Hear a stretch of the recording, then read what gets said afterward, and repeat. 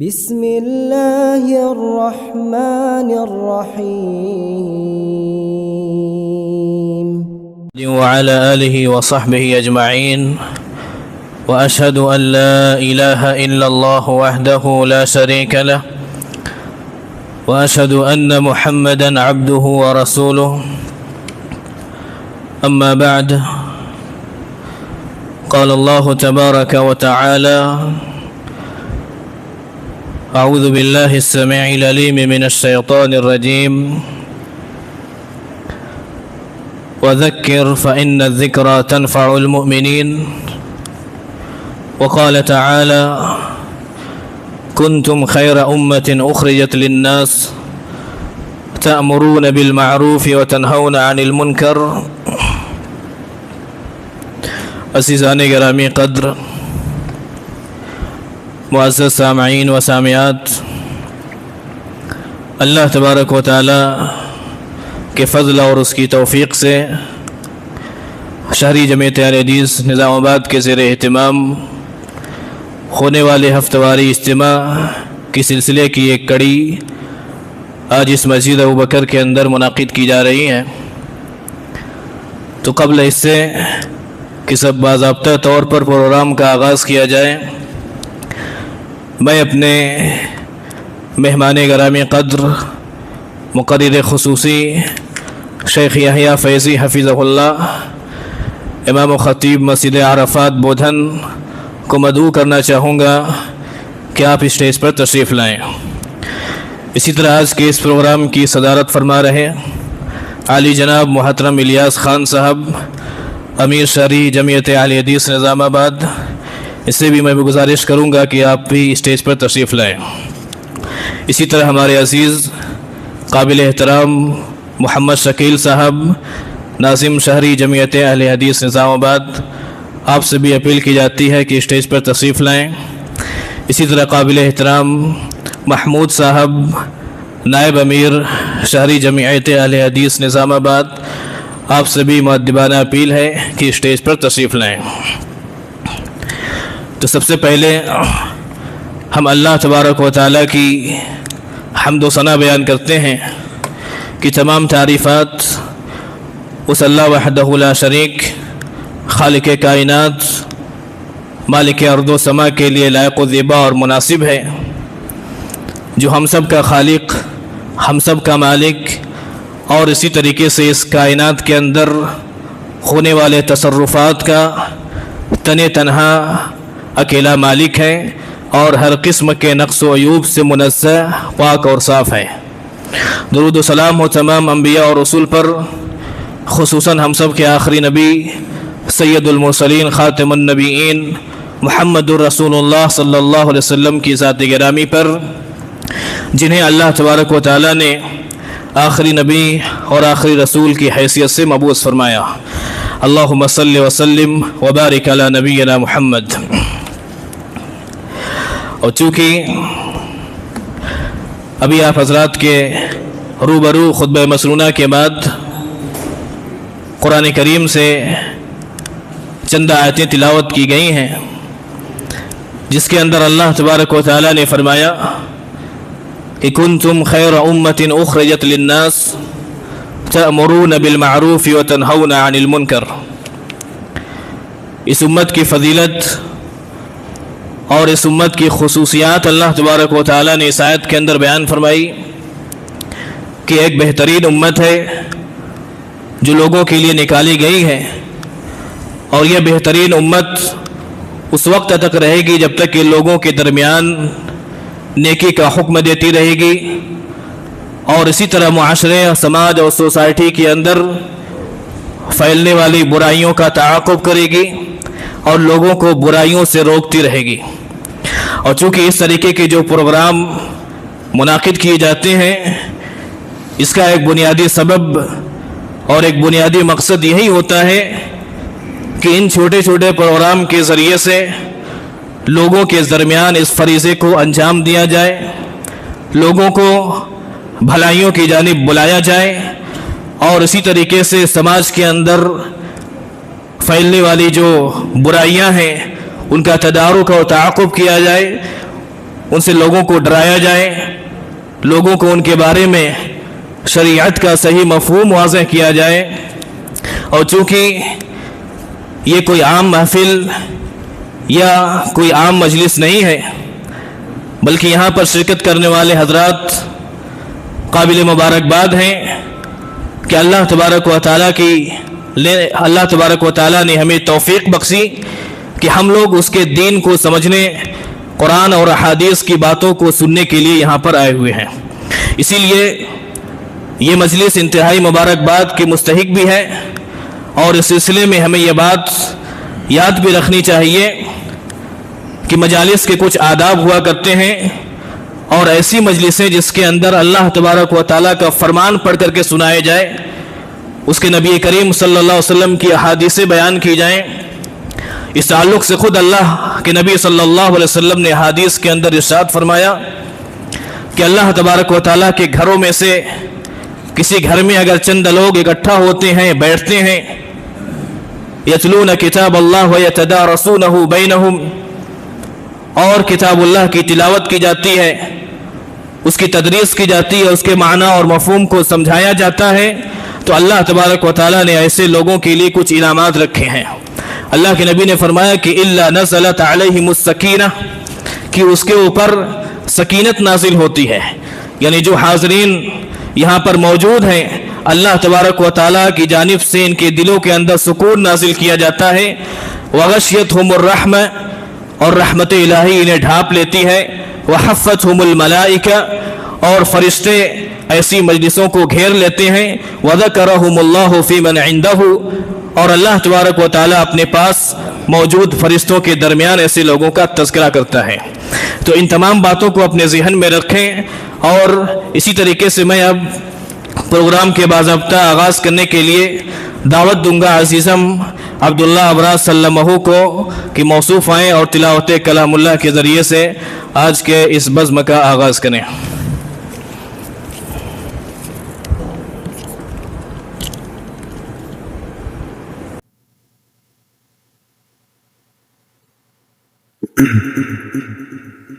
السلام علیکم ورحمۃ اللہ وبرکاتہ۔ اعوذ باللہ من الشیطان الرجیم۔ یا ایہا الذین آمنوا قوا انفسکم واہلیکم نارا وقودها الناس والحجارة عليها ملائكة غلاظ شداد لا يعصون الله ما أمرهم ويفعلون ما يؤمرون۔ يا أيها الذين كفروا لا تعتذروا اليوم إنما تجزون ما كنتم تعملون۔ يا أيها الذين آمنوا توبوا إلى الله توبة نصوحا عسى ربكم أن يكفر عنكم سيئاتكم ويدخلكم جنات تجري من تحتها الأنهار يوم لا يخزي الله النبي والذين آمنوا معه نورهم يسعى بين أيديهم وبأيمانهم يقولون ربنا أتمم لنا نورنا واغفر لنا إنك على كل شيء قدير۔ يا أيها النبي جاهد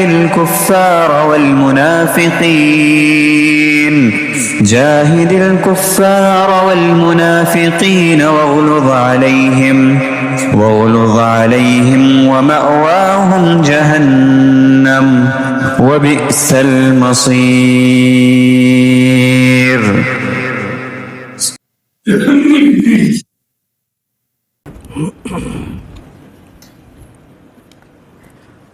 ماشاء اللہ تبارک الرحمن.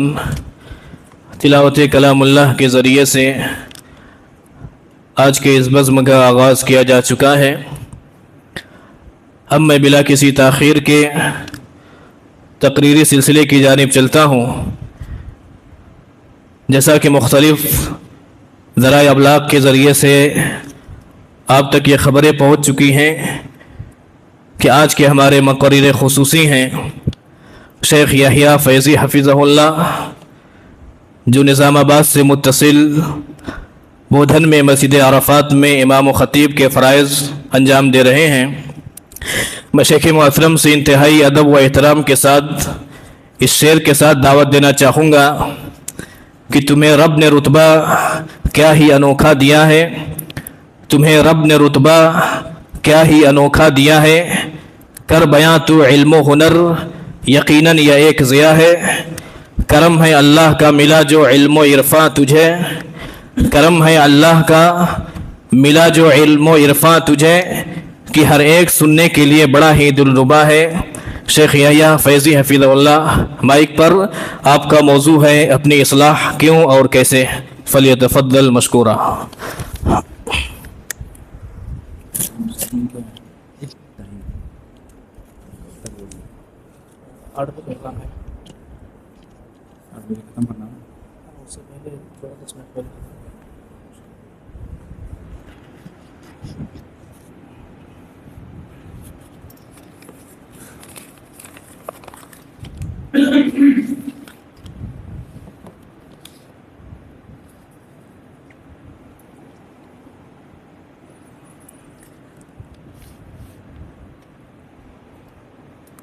السلام علیکم ورحمۃ اللہ وبرکاتہ. ان الحمد للہ نحمده ونستعینه ونستغفره ونعوذ باللہ من شرور انفسنا ومن سیئات اعمالنا.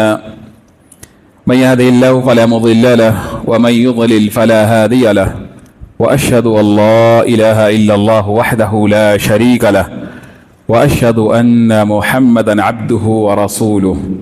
قال اللہ تعالی ان الدین عند اللہ الاسلام. معزز حاضرین، لائق احترام پردہ نشین اسلامی ماؤں اور بہنوں، تمام قسم کی تعریفات و توصیفات اس وحدہ لا شریک کے لیے لائق و زیبا ہے جس نے ہمیں انسان بنایا اور مسلمان بنایا اور دنیا میں زندگی گزارنے کے لیے ضرورت کے بہت سارے سامان ہمارے لیے بآسانی مہیا فرمایا.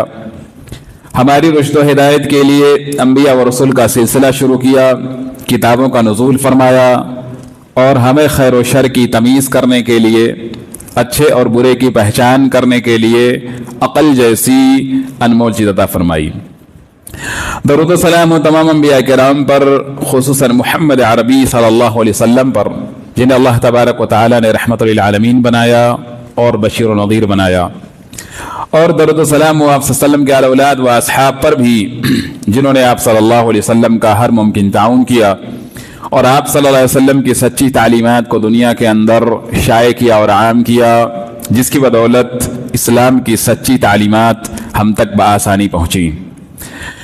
آج اس مختصر سے وقت میں ہم جانیں گے کہ اپنی تربیت کیوں اور کیسے. آج جس ہم حالات سے گزر رہے ہیں، یہ حالات بہت ہی فتنوں بھرا ہے.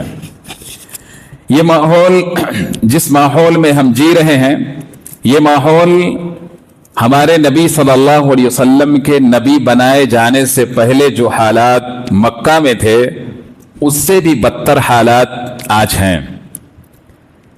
اس لیے کہ اس وقت بے راہ روی کے شکار مکہ کے لوگ تھے، بہت ساری خرابیاں، بڑی کوتاہیاں ان کے اندر پائی جاتی تھیں، لیکن ان کے خرابیوں اور کوتاہیوں کے ساتھ ساتھ بہت ساری ایسی اچھائیاں پائی جاتی تھیں جو آج ہم مسلمانوں کے اندر نہیں پائی جاتی ہیں، اس لیے کہ ان کے اندر خرابیاں تو بہت تھیں، لیکن جو اچھائیاں تھیں یقیناً اگر آپ سنیں گے تو آپ کو تعجب ہوگا کہ آج حقیقت میں ہمارے معاشرے میں مشرکین مکہ کی اچھائیاں بھی نہیں پائی جاتی ہیں۔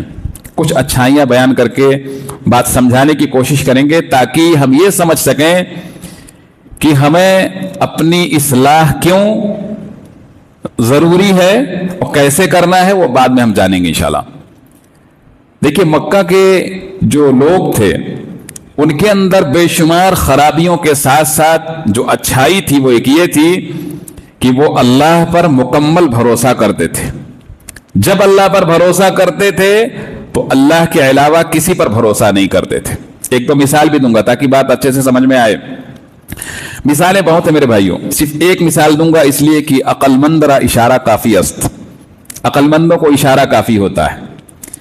جب ابرہہ 60,000 فوج لے کر کے خانہ کعبہ کو گرانے آ رہا تھا، اللہ تبارک و تعالیٰ نے اس واقعے کو سورہ فیل کے اندر بیان کیا ہے، آپ تفصیل پڑھ سکتے ہیں۔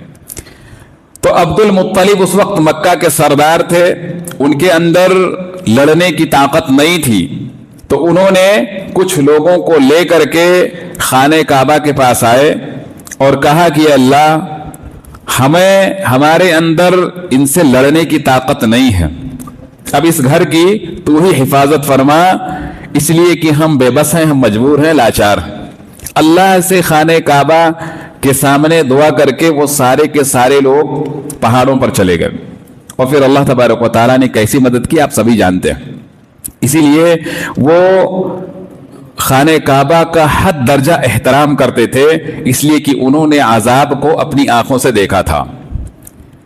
اسی طریقے سے وہ اپنے خاندان کے سپورٹ میں رہتے تھے، اپنے خاندان چاہے وہ شخص کیسا بھی ہو، اپنے خاندان کے سپورٹ میں پورا کا پورا قبیلہ رہتا تھا۔ اگر آپ مکہ کی تاریخ پڑھیں گے تو وہاں 10 قبیلے قریش کے بہت مشہور تھے، ان میں سب الگ الگ، ہمارے نبی الگ قبیلے سے، ابو بکر رضی اللہ عنہ الگ قبیلے سے، عمر رضی اللہ عنہ الگ قبیلے سے، عثمان غنی رضی اللہ عنہ الگ قبیلے سے، یہ ایسے قبیلے تھے۔ ابو بکر رضی اللہ عنہ جب ایمان لے آئے تو ان کو ایمان لانے کی وجہ سے، قرآن کریم کی تعلیمات کو عام کرنے کی وجہ سے مشرکین مکہ نے بہت مارا ابو بکر رضی اللہ عنہ کو، بالکل ادھمرا جان کے چھوڑ دیا۔ جب یہ حالت ان کے قبیلے والوں نے دیکھا تو سارے کے سارے قبیلے اکٹھے ہو گئے اور کہا کہ اگر ابو بکر رضی اللہ عنہ کو کچھ ہو گیا تو ہم تمہیں چھوڑیں گے نہیں۔ حالانکہ اس وقت جو سپورٹ کرنے والے تھے وہ ایمان والے نہیں تھے۔ سارے کے سارے لوگ اپنے خاندان اور اپنے قبیلے کے سپورٹ میں ہمیشہ تیار رہتے تھے، چاہے جو کچھ بھی کرنا پڑ جائے، چاہے جان کی بازی لگانا پڑے تو لگا سکتے تھے، تن من دھن ہر اعتبار سے اپنے خاندان اور اپنے قبیلے کے سپورٹ میں رہتے تھے۔ اسی طریقے سے وہ مہمان نوازی میں آگے رہتے تھے، ان کے گھر پر آیا ہوا ہر شخص مہمان ہوتا تھا، چاہے کوئی بھی ہو، چاہے اسے کوئی جانتا ہو یا نہ جانتا ہو۔ ہمارے نبی کی آپ تاریخ پڑھیں گے تو آپ کو پتا چلے گا کہ ہمارے نبی کے پاس جو شخص آتا اس کے کھانے کا انتظام ہمارے نبی کرتے تھے، نہیں ہوتا تو پھر صحابہ میں کہتے تھے۔ تو ان کی ایک خوبی یہ تھی کہ وہ بڑے مہمان نواز تھے۔ اسی طریقے سے ان کے اندر جو ہے عزائم کے بڑے پکے تھے، وہ جس چیز کا ارادہ کر لیتے تھے اس کو کر گزرتے تھے، اس کے لیے چاہے جو کچھ بھی انہیں کرنا پڑے کرنے کے لیے تیار ہوتے تھے۔ یہ ساری خوبیاں ان کے اندر پائی جاتی تھیں جو ایمان والے نہیں تھے، اور بہت ساری خوبیاں ہیں میرے بھائیوں۔ لیکن آج ہم اپنا معاشرہ دیکھتے ہیں تو ہمارے معاشرے کے اندر گائیڈ لائنز ہونے کے باوجود، قرآن کریم جیسی عظیم کتاب ہونے کے باوجود، نبی صلی اللہ علیہ وسلم کی پوری زندگی ہمارے لیے اسوہ اور نمونہ ہونے کے باوجود، یہ ساری خوبیاں ہمارے اندر نہیں پائی جاتی ہیں. اور بہت ساری خوبیاں میں نے تو کم ہی بیان کیا ہے, خالی اشارہ کرنا ہے تاکہ آپ مکہ کے مشرکین کی ہسٹری پڑھیے اور یہ جاننے کی کوشش کریے کہ کیا آج ہماری حالت ان سے بھی بدتر ہو گئی ہے, کیا آج ہمارے اندر تبدیلی لانے کی ضرورت ہے کہ نہیں ضرورت ہے. اسی طریقے سے جتنی باتیں میں نے بتایا نا, اس میں ایک دو باتیں اور بڑی اہم ہے جو ہمارے معاشرے کے اندر بالکل بھی نہیں پائی جاتی ہیں. وہ عورتوں کا بڑا احترام کرتے تھے. آپ پوری تاریخ نبی صلی اللہ علیہ وسلم کی 13 سالہ پڑھ لیجئے, آپ کو کسی ایک عورت کے بارے میں نہیں ملے گا کہ کسی نے پریشان کیا ہو. آزاد عورتوں کو, غلام جو لوڈیاں تھیں ان کو پریشان کرتے تھے, وہ آزاد عورتوں کو, خدیجہ رضی اللہ عنہا پر کسی نے پتھر نہیں پھینکے, کسی نے ان کو پریشان نہیں کیا. وہ عورتوں کا بڑا احترام کرتے تھے. کیسے کرتے تھے, ایک مثال سمجھیے. عثمان بن طلحہ رضی اللہ عنہ یہ ایمان نہیں لائے تھے. ہمارے نبی صلی اللہ علیہ وسلم نے مکہ کے لوگوں کو جب مدینہ والوں سے بات ہو گئی تو آپ نے کہا کہ جو شخص بھی ہجرت کرنا چاہے ہجرت کر جائے. تو سارے مسلمان اپنے سہولت کے حساب سے ہجرت کر رہے تھے. ام سلمہ رضی اللہ عنہا ہجرت نہیں کر پائی تھی, اس لیے کہ ان کے گھر والے اور ان کے سسرال والے دونوں میں بحث ہو گئی کہ نہیں لے جا سکتے ہماری بیٹی کو. تو وہ کچھ دن تک رکی رہی, لیکن پھر بعد میں انہوں نے کہا جانے دو, شوہر کے بغیر اس کی زندگی بیکار ہے, جانے دو. ام سلمہ رضی اللہ عنہا اپنے چھوٹے سے بیٹے کو لے کے اکیلے نکل گئیں ہجرت کے لیے. راستے میں تھوڑی دور گئیں تو عثمان بن طلحہ مل گئے جو ایمان نہیں لائے تھے. انہوں نے کہا یہ عورت اکیلے جا رہی ہے وہاں, ہمارے مکہ کی ایک خاتون اکیلے وہاں جائے گی, اتنا لمبا سفر طے کرے گی, ایمان نہ لانے کے باوجود بھی عثمان بن طلحہ رضی اللہ عنہ نے ام سلمہ رضی اللہ عنہ کو اپنے اونٹ پر بٹھایا اور پورا سفر طے کرتے ہوئے انہیں قباء کے پاس پہنچا دیا.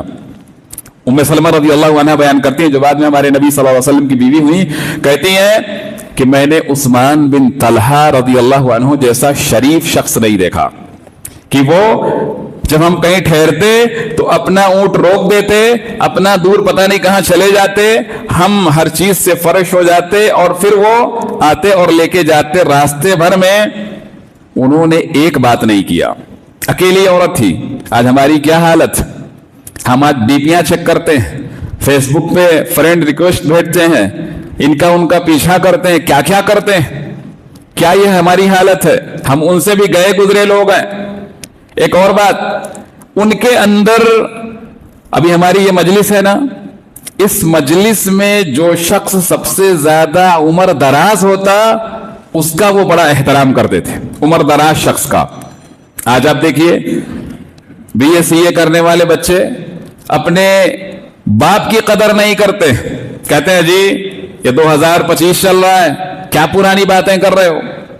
اپنی پیدا کی ہوئی اولاد آج باپ کو نیگلیکٹ کرتی ہے, نظر انداز کرتی ہے اور اس کی باتوں کو ہلکے میں لیتی, جبکہ باپ گھر کا سب سے مضبوط ستون ہوتا ہے, باپ ہوتا ہے.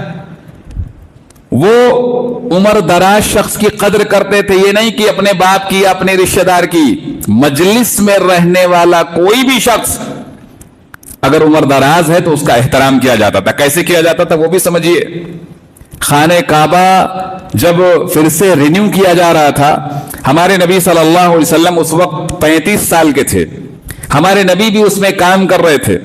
مکہ کے کم سے کم 7 قبیلے تھے, تقریباً 8-9 قبیلے مل کے بنا رہے تھے, ہر قبیلے کا ایک سردار ہوتا تھا. اب ان کو حجر اسود رکھنے کے لیے جھگڑا ہو گیا کہ حجر اسود ہر قبیلہ چاہتا تھا کہ ہم رکھیں گے. وہ لوگ نام کے لیے بھی بہت مرتے تھے, اپنی شان. جب وہ میدان جنگ میں جاتے تھے تو اپنے خاندان کی پہلے تعریف کرتے تھے کہ میں فلاں فلاں فلاں کا بیٹا ہوں جس نے یہ کام کیا تھا. ایسا ان کا ایک شوق تھا. وہ اپنے آپ کو بڑے نامور سمجھتے تھے. ہر خیر اور بھلائی اور نام کے کام کو پہلے وہ کرنے کی کوشش کرتے تھے. آج ہم پیچھے رہتے ہیں, سارے کام میں پیچھے رہتے ہیں. ہر خیر اور بھلائی اور نام کے کام میں ہمارا ہر فرد آگے رہنا چاہیے. صرف امیر کی اور صرف جو ذمہ دار ہے ناظم کی وہی ذمہ داری نہیں ہے. ہر فرد کی ذمہ داری ہے کہ وہ ہر خیر اور بھلائی کے کام میں آگے رہے. ذمہ داروں کا کام ہے کہ بیٹھے رہیں، وہ ان کے سامنے سارا کام ہونا چاہیے۔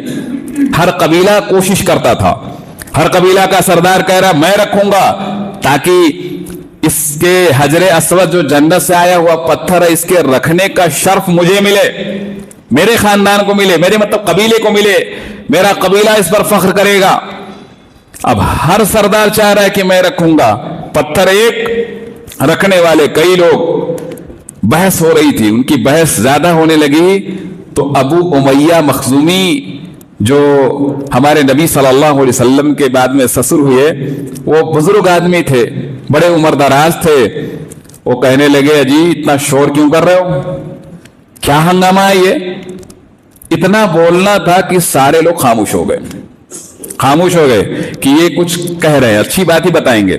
انہوں نے کہا دیکھو اتنی بحث کرنے کی ضرورت نہیں ہے، کل جو شخص باب شیبہ سے داخل ہوگا وہی تم سب کا حکم ہوگا اور وہ جو فیصلہ کرے گا سب اس کو مانیں گے۔ سب نے کہا سمعنا و اطعنا، ٹھیک ہے، مجلس ختم ہو گئی، بحث ختم ہو گئی، جو ہو سکتا تھا کہ لڑائی میں بدل جاتی وہ مجلس وہ ختم ہو گئی۔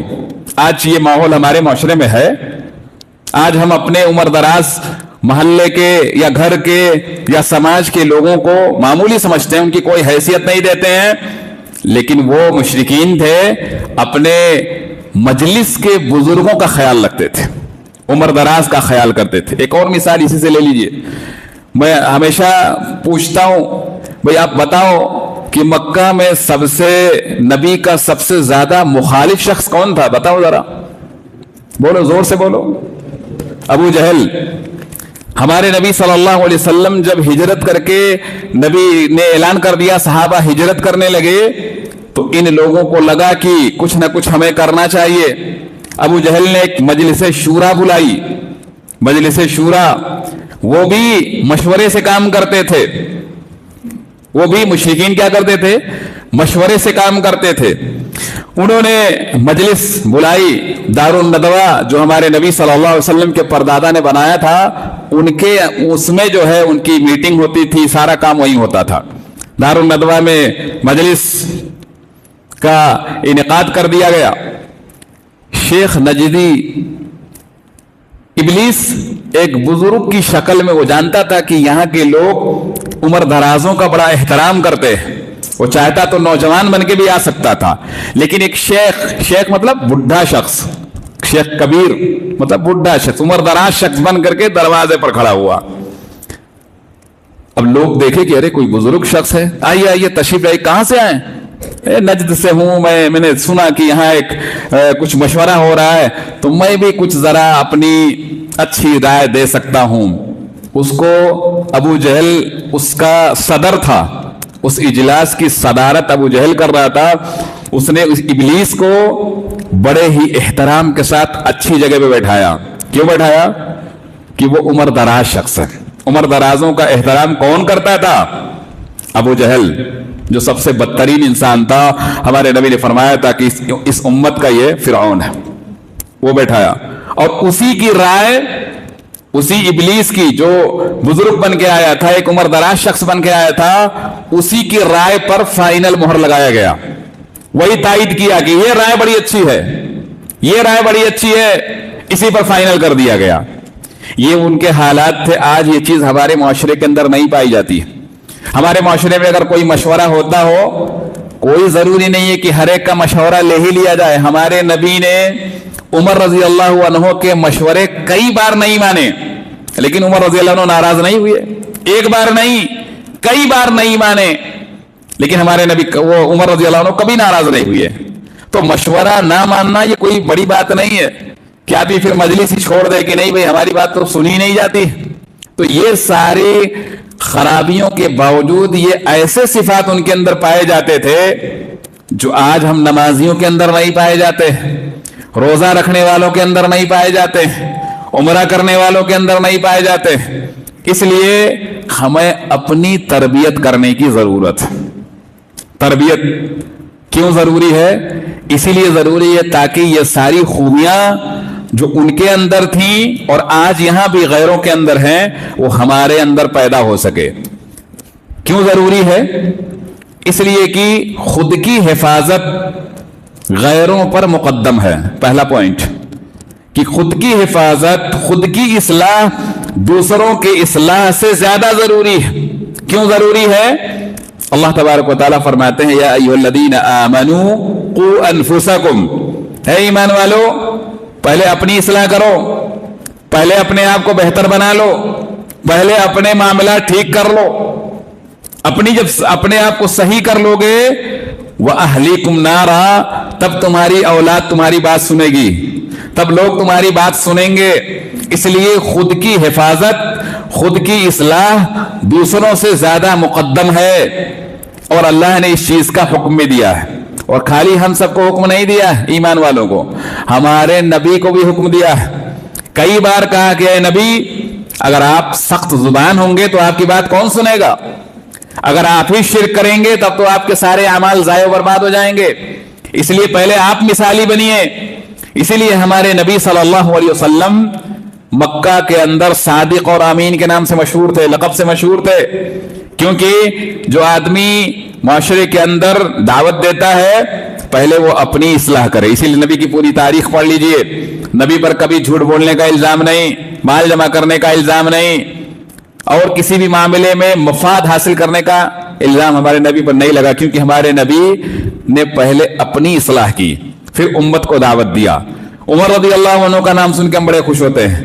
جب وہ کوئی حکم دینے والے ہوتے تو پہلے اپنے گھر میں حکم دیتے کہ سنو جی کل یہ حکم میں دینے والا ہوں، اگر اپنے گھر میں کوئی اس کے خلاف ورزی کرنے میں آ گیا نا تو اس کی خیر نہیں ہے.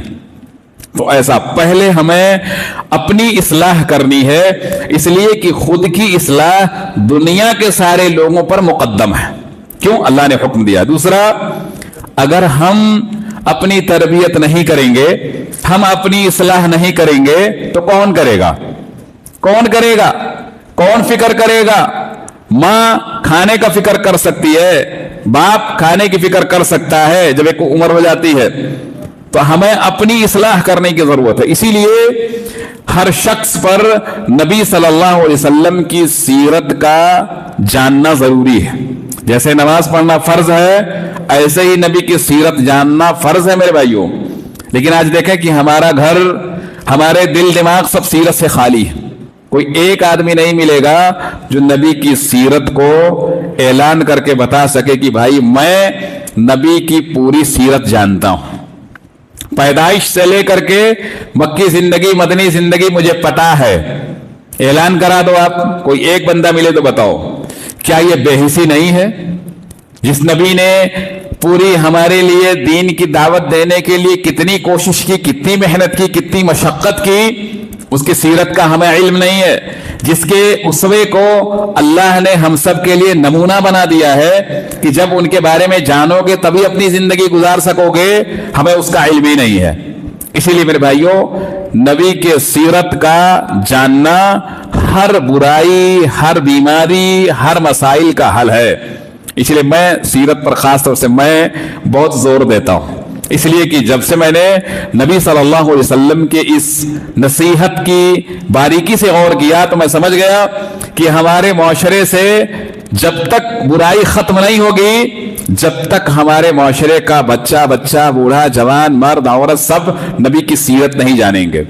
اس لیے کہ ان کی زندگی تبھی فلٹر ہوگی ورنہ نہیں ہو سکتی ہے. سیرت آدمی کی زندگی کو بالکل تبدیل کر دیتا ہے. اسی لیے اللہ نے حکم دیا. اسی لیے سیرت کے جاننے والے بنو. مکہ کے مشرکین کا میں نے ذکر کیا. تعجب ہوگا کہ ان کی ساری خوبیاں ہمارے اندر نہیں ہیں، اور بہت ساری باتیں ہیں. میں تو بہرحال اختصار سے کام لے رہا ہوں.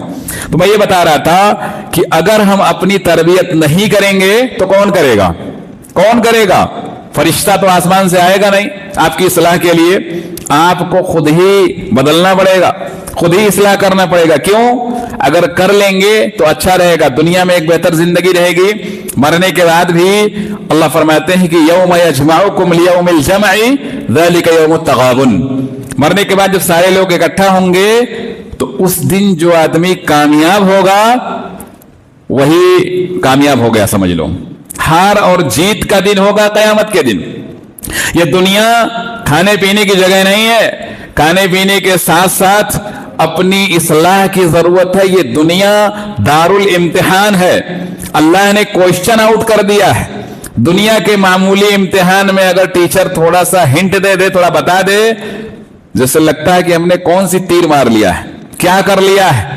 اللہ نے کوشچن پہلے سے ہی آؤٹ کر دیا ہے. یہ صراط مستقیم ہے, یہ جنت کو جائے گا راستہ. یہ اگر یہ صراط مستقیم سے بھٹکو گے تو سیدھا جہنم, باقی کچھ نہیں ہوگا. اللہ نے آؤٹ کر دیا. دنیا ہم مومنوں کے لیے, مسلمانوں کے لیے دار الامتحان ہے. اور اللہ فرماتے ہیں کہ جب قیامت کے دن سب کو جمع کیا جائے گا تو وہ ہار جیت کا دن ہوگا. جو ہار گیا وہ افسوس کرے گا, جو جیت گیا وہ کامیاب ہوگا اور اپنی کامیابی پر خوش ہوگا. اور جب وہ جنت میں جائے گا, آج 4 آدمی استقبال کے لیے آ جائیں, آدمی بہت خوش ہو جاتا ہے, بہت خوش ہو جاتا ہے. ارے فرشتے تمہارے استقبال کے لیے آئیں گے, فرشتے استقبال کے لیے آئیں گے اور کہیں گے سلام علیکم بما صبرتم فنعم عقبی الدار, کہ تم نے جو دنیا میں صبر کیا نا, پریشانی اٹھائی نا, برداشت کیا نا. ابھی آج یہاں جتنے لوگ آئے ہوئے ہیں دنیا کے مشاغل کو چھوڑ کے آئے نا, وہ بھی ٹہل سکتے تھے, گھوم سکتے تھے, آئے تو یہ صبر ہے. نماز پڑھنا صبر ہے, خیر کا کام کرنا صبر ہے, روزہ رکھنا صبر ہے, ٹھنڈک میں وضو کر کے نماز پڑھنا یہی صبر ہے, دھوپ میں چل کے آنا یہی صبر ہے. فرشتہ کہے گا سلام علیکم, تم پر سلامتی ہو, بما صبرتم, دنیا میں جو تم نے صبر کیا تھا, فنعم عقبی الدار, تو یہ تم اپنا ٹھکانہ دیکھ لو کہ اللہ تبارک و تعالیٰ تم نے کتنی بہترین اس کا بدلہ دیا. نعمہ کسی چیز کی بڑی اچھائی بیان کرنے کے لیے نعمہ آتا ہے. فنعم عقبی الدار, تو اللہ نے کتنا بہترین ٹھکانہ دیا ہے. تو اس لیے اگر ہم اپنی اصلاح نہیں کریں گے تو کون کرے گا؟ اس لیے اپنی اصلاح ضروری. تیسری بات, ہر شخص کو یہ پتا رہنا چاہیے کہ حساب اکیلے ہوگا. اللہ تبارک و تعالیٰ کے ہاں حساب اکیلے ہوگا, کوئی کام آنے والا نہیں ہے.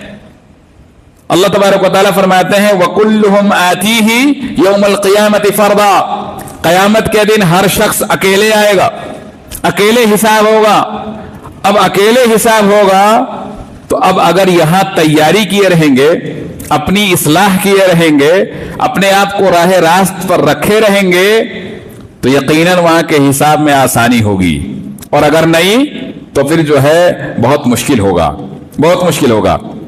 اور کیا سمجھتے ہیں وَكُلَّ إِنسَانٍ أَلْزَمْنَاهُ طَائِرَهُ فِي عُنُقِهِ وَنُخْرِجُ لَهُ يَوْمَ الْقِيَامَةِ كِتَابًا يَلْقَاهُ مَنشُورًا اقْرَأْ كِتَابَكَ كَفَى بِنَفْسِكَ الْيَوْمَ عَلَيْكَ حَسِيبًا. قیامت کے دن یہ حالت ہوگی, حساب تو اکیلے ہوگا ہی ہوگا. اللہ تبارک و تعالیٰ نامہ اعمال آدمی کے گردن میں لٹکا دے گا اور کہے گا خود ہی پڑھ لو بھائی, اپنا حساب خود ہی کر لو, دیکھو کیا کیا غلطیاں ہیں, کیا کیا ہے معاملے, دیکھ لو, خود ہی پڑھ لو. یہ نہ سمجھنا کہ تم پر ظلم ہوا ہے. ایسی ایسی باتیں اس نامہ اعمال میں لکھی رہیں گی جس کو ہم آپ گناہ نہیں سمجھتے ہیں, جن کو ہم آپ گناہ سمجھتے ہی نہیں ہیں. آدمی حیرانی کا اظہار کرے گا, تعجب کا اظہار کرے گا کہ ہائے افسوس, اس نے تو ہر وہ کچھ لکھ لیا اس میں جو ہم سمجھتے ہی نہیں تھے, جس کو ہم معمولی سمجھتے تھے, جسے گناہ نہیں سمجھتے تھے. یہ ساری چیزیں جو ہے اس میں لکھی ہوئی ہیں. تو اللہ تبارک و تعالیٰ کہے گا پڑھ لو, خود ہی پڑھ لو. تو اکیلے حساب ہوگا. تو اگر آج اصلاح نہیں کیے رہیں گے تو وہاں کیا دیں گے, وہاں حساب میں کیا دیں گے؟ چوتھی بات یہ کہ انسان خود بدلنے پر زیادہ قادر ہے.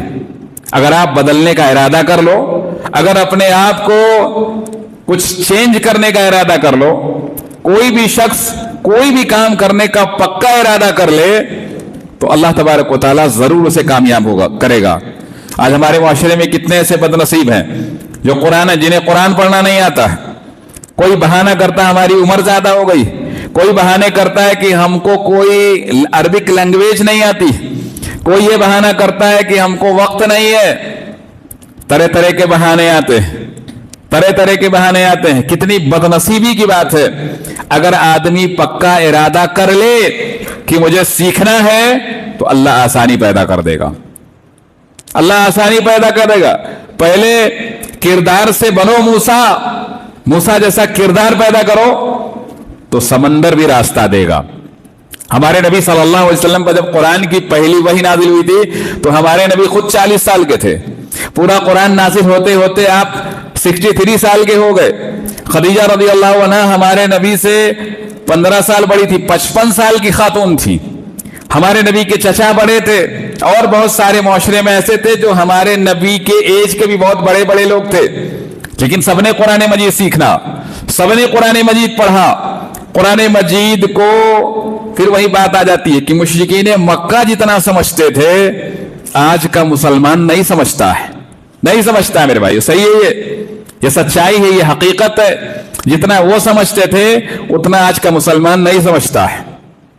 मैंने कितनी बार कहा है कि कम से कम कुरान मजीद के अंदर 200 आयतें ऐसी हैं जिसे हर मुसलमान को याद होना चाहिए, जैसे अपने घर का रास्ता याद रहता है, ऐसा याद होना चाहिए। एक वो आयत है जिसमें अल्लाह ने सिर्फ ईमान वालों को खिताब किया है, एक वो आयत है जिसमें अल्लाह ने तमाम लोगों को खिताब किया, या अय्युहन्नास, या अय्युहन्नास, या अय्युहल्लज़ीना आमनू।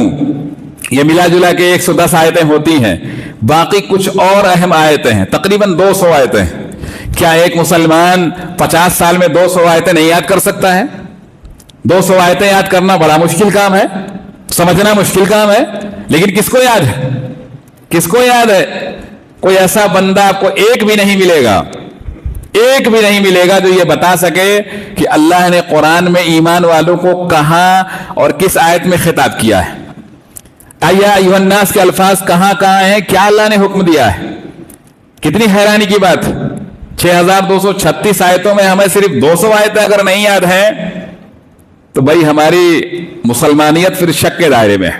फिर यही कहना पड़ेगा कि हमसे बेहतर तो मुशरिकीन मक्का ही थे, जो कम से कम अल्लाह पर भी ईमान रखते थे, शिर्क कुफ्र थोड़ा करते थे, लेकिन बहुत सारे खैर के ऐसे काम करते थे जो आज हम सब मिल करके करने की कोशिश करते हैं, लेकिन फिर भी उनके बराबर शायद नहीं पहुंच पाएंगे, नहीं पहुंच पाएंगे, इतना कर देते वो। तो इसलिए जो है इंसान खुद बदलने पर कादिर है। अगर आप पक्का इरादा कर लें कि हमें करना है तो करना है। इन्नल्लाह ला युगय्यिरु मा बिकौमिन हत्ता युगय्यिरु मा बिअनफुसिहिम। अल्लाह फरमाते हैं कि अल्लाह उस कौम की मदद तभी करते हैं जब कुछ लोग या कौम अपने आप को बदलने का इरादा कर ले। जब हम बदलने का इरादा करेंगे तब अल्लाह हमारी मदद करेगा। आप सोचिए कि नबी सल्लल्लाहु अलैहि वसल्लम ने अपने आप को बदलना तो छोड़ो, मक्का के माहौल को बदलने के लिए ठान लिया, अकेले खड़े हो गए। कुफ्र और शिर्क की आंधी में हमारे नबी अकेले खड़े हो गए। तो क्या आप हिम्मत हारे? अज़्म मुसम्मम के साथ खड़े हो गए तो खड़े हो गए। और एक वक्त आया कि आप जिस मक्का से निकाले गए थे उसी मक्का में बतौर फातिह दाखिल हो गए। मक्का का हर छोटा बड़ा आपके इस्तकबाल के लिए उमड़ पड़ा। लेकिन क्या था? अज़्म इरादा था। हमारे नबी के पास कोई फौज नहीं थी, कोई पैसा नहीं था, कुछ भी नहीं था। आपका अपना किरदार था, आपका अपना जाती अमल था, आपका जो है अपना ऐसा किरदार था कि जो दूसरों के लिए मिसाल बनता था। यही वजह थी कि हमारे नबी बिल्कुल अज़्म और इरादे के साथ जिस काम को उठा लिया उसको पूरा कर दिया। ऐसा इरादा हमारा भी होना चाहिए, हमारा भी होना चाहिए, ताकि हम जो है अपने आप को बदल सकें। हम बदलने का इरादा करेंगे तब अल्लाह की मदद शामिल होगी, वरना नहीं होगी, वरना नहीं होगी। इन्नल्लाह ला युगय्यिरु मा बिकौमिन हत्ता युगय्यिरु मा बिअनफुसिहिम। यह आयत बड़ी अहम है।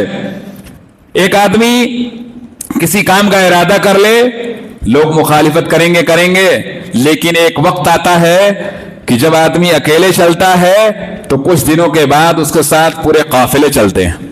हमारे नबी अकेले खड़े हुए थे और एक वक्त आ गया कि नबी के साथ पूरा काफिला चलने लगा, पूरा काफिला चलने लगा।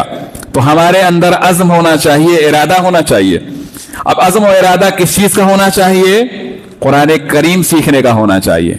कुरान करीम ही हमें सीधे रास्ते की रहनुमाई करेगा। इन्नहल कुरान यहदी लिल्लती हिया अक़वम।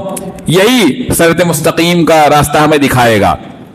आज देखो क्या हालत है, हमारे घर खानदान समाज की क्या हालत है।